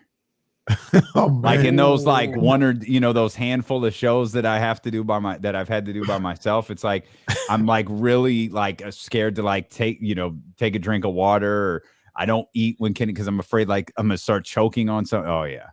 We had a moment. There was a moment when I was working a Kings broadcast, and during the break, I think they were in Golden State or something, and G-Man had a M&M. And this M&M just did not sit well with him. He could not get this thing to go fully down or something. And he's chugging water. Like as we're trying to come back to break, he's barely like we come back and his first words are Sacramento Kings bad. And it's just poor guy tries to power through it and he's apologizing as much as he can. And Jason's trying to help him out as much as possible. I was like, I feel like I remember that. Yeah. I feel like I remember that. Also, side note on G-Man. Last season was the most petty / passive aggressive I've ever heard G-Man, and it made the broadcast so much better. Like he was just so fed up by the end of the season with the Kings defense. He would just say these little lines like, "Oh, the Kings defense back again. Here's another 14-0 run for the Cleveland Cowboys." And it was so barbed and it was perfect because G-Man saying it with like the most lovable way possible. But he's like, it's like if Jerry Reynolds said something insulting. The best would be to me like Jerry doesn't tell anyone his last game. He's just, well, another Sacramento Kings loss, guys. I'm sick of this shit. I quit. Yeah, right. I've dealt with 30 terrible years of basketball. I'm out. I'm done with this. G-Man very early on when I first started working with him, like I was either an intern or a part-timer at the time. And I want to say it was also a Golden State Warriors game for some reason. I can't remember what he said. You have to ask Christopher Laud this, and this is terrible for our post show here, but you have to ask Christopher Laud what he actually said. But he just dropped either an F-bomb or an S-bomb right after going to break, and he just said something, and he just dropped it, and it left everybody stunned, but it was hilarious. It was just G-Man at his absolute G-Man best. is a legend. Hey, you guys, listen to this stat. This kind of blew me away. Oh, I forgot to read that poll. Damn it. Sorry, go ahead. Matt Mayoko has this. From the 49ers weekly release via Elias Sports Bureau, San Francisco is the first team since the NFL merger in 1970 with 11 different players scoring their first 11 touchdowns. Wow. That's wild. And That George is the hell of a Kittle is not stat. on the list. And Wait, who had what? George Kittle is not on the list. Wow. Yeah. He hasn't scored a touchdown this year. Yeah. 11 different Niners have scored a touchdown. George Kittle's not one of them. Did Trey Lance have the first or the second one? No, because the first one was a defensive Sherfield had touchdown, the wasn't it? It was Sherfield, Mitchell, Hasty, Greenlaw, Samuel, Jennings, Garoppolo, Lance, Ayuk, Sermon, Juszczyk. No, I think, but Trey was the first one, right? Was he the first touchdown of the season? Trent Sherfield, it was a pass. I thought it was a Right. Yeah, he threw it. Yeah, he threw the. Oh, he threw it. That's Yeah, right. yeah, he threw it. I Right. was thinking it was the option. Into the end Right. zone. Yeah, he threw it. Yeah. By the way, I meant to read this on the air. Completely forgot. Realest 3-0 team in the NFL. That's not the Rams. 9% say the Panthers. 8% say the Broncos. 39% say the Raiders, and 43% are riding with the Cardinals. Yeah. I'd pick the Cardinals. That's not crazy at all. I think the Oh, Raiders. I don't think so either. I don't think that's crazy at all. The Raiders are overachieving, and barely. Like it's the epitome of barely overachieving with the two BS victories at home that they've scratched out for no reason. They really have. I gotta appreciate what This bum Ben Roethlisberger. Oh, They look terrible. he's donezo. They look terrible, man. But you He is never donezo. apologize for going 3-0. That is just a fact. Oh no, I'm the Raiders fan in me is thrilled, but the Gruden and Mark Davis hater in me is pissed because like I don't want them to succeed. I want the Raiders to be good, but I don't want them to get the credit. Give the credit to Derek Carr. Give the credit to the Raiders defense. Don't give the credit to John Gruden, and certainly get Mark Davis off my TV screen, please, God. I do like the term Vikinging. I like that because that's super accurate, Wilson. Well done there. That's very, very accurate. I'm glad they didn't Vikingsing this past Sunday. I know that much. Yeah. Handle them boys, them Seahawks. Also, I did want to say on I didn't want to do it on the air, but I did want to say I don't know if you saw, but Locked On Kings surpassed 1 million downloads last month. Yes. Wow. Which is nuts. That's awesome, man. That's huge. But both of y'all have been super supportive of it, and I know you guys promoted the shit out of it here, and both of you have been on the podcast multiple times. So I just want to thank you guys so much for that because it's been nuts. It's just That's awesome, man. Congratulations. That's awesome. Yes, indeed. To the moon. That's big time. That's legit. That's freaking dope, man. Yeah. That's huge. It's been crazy. It was crazy to look at. It didn't feel real, but Good for you, man. That's awesome. working You bust hard, your man. ass on that You've been podcast. appreciate it. Appreciate it. And thank you, chat. Appreciate y'all. Although hold on. What was the whole like 3/4 of the conversation doing with packages? What's going on in here? Oh, yeah, no, I got you. This was Kenny for some reason to start today's show. I feel like Macho Man was a small package type of guy. So I can't remember what started the conversation. We were but talking something about the Kings. Oh, I said they need to be like playing with these top teams. They don't need to sneak up on them, give them a schoolboy roll up. Or right.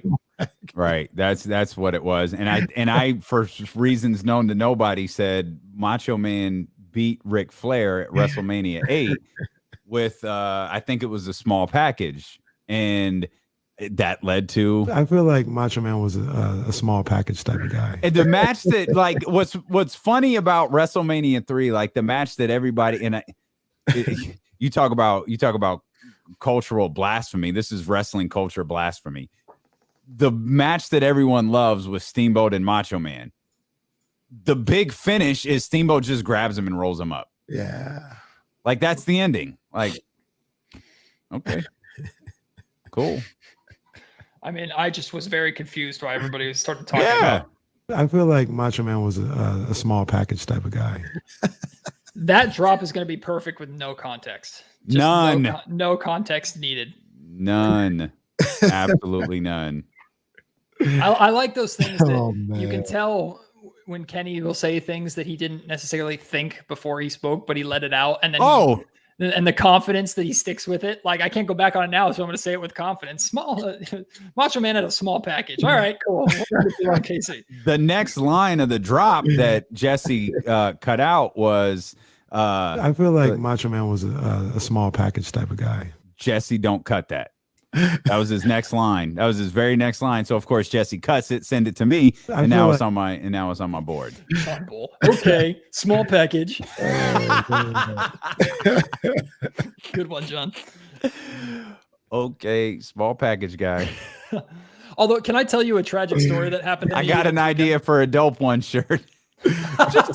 Yeah, won't be wearing that one. Won't be wearing that one. Oh, sorry, Matt. Go ahead. What were you saying? I had a tragic story that happened this weekend. I was at my my local beverage establishment, and I was there to pick up some beverages for going to a friend's house this weekend. And I thought, I might as well check to see if they have the Luke Belair Blue there. So I walk on back, and I walk up to where I know all the Belair and McQueen stuff is, and I will get up as a woman turns around and walks by me with the last bottle of Belair Blue. Walks right by me, and I was just like, following. I was like, what? How wrong would it be for me to start trying to buy this bottle off of this woman? It's like, nah. It's not right. That's funny. That's funny. Yeah, we got to get you one, man. We got to get you one. Yeah. I That's got those are the struggles of my life. we'll get you one. I got one here. I gave one to the dope ones. I guess I just don't drink them. I guess I just give them to people because we didn't. Yeah, I can't remember the last time I had a bottle of blue. What was it? I think it was at Damien's house. I think part of it is we don't have very many, so like it's that. I know it looked like these things are rare commodities, so we I got three right now in the wine fridge, and I'm holding on to dear life for them. I have the two behind me, and then I have. This one. Yeah, I have. Ben brought me an extra one a week, so I think I have two now. Yeah. We'll get you set up, man. Sweet. Yeah, we'll get you set up. Have you had any? I know you've had McQueen. Have you had any champagne? I had the rosé. Okay, the black bottle or the pink one? The pink Nice. rosé. Yeah, I had the pink rosé and the and McQueen. That's all I've had. Okay. Although what was the bottle that why am I blanking on his name? DJ Khaled. Which bottle was he holding? DJ. He had a big black bottle of the rosé. The back. Oh, is that rosé too? I haven't tried that. Yeah. So there's two different rosés and two different types of Lux. Like the black bottle and the pink bottle are both rosés. I like the rosé a lot. We'll get you some of that.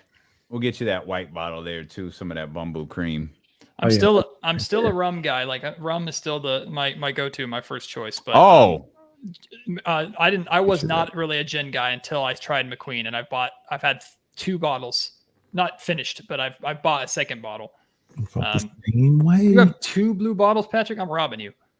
Where you live? Yeah, Patrick sent us a pic, man. He living the life. Living the life. Did y'all see Chimezi Metu asking for sponsorships too?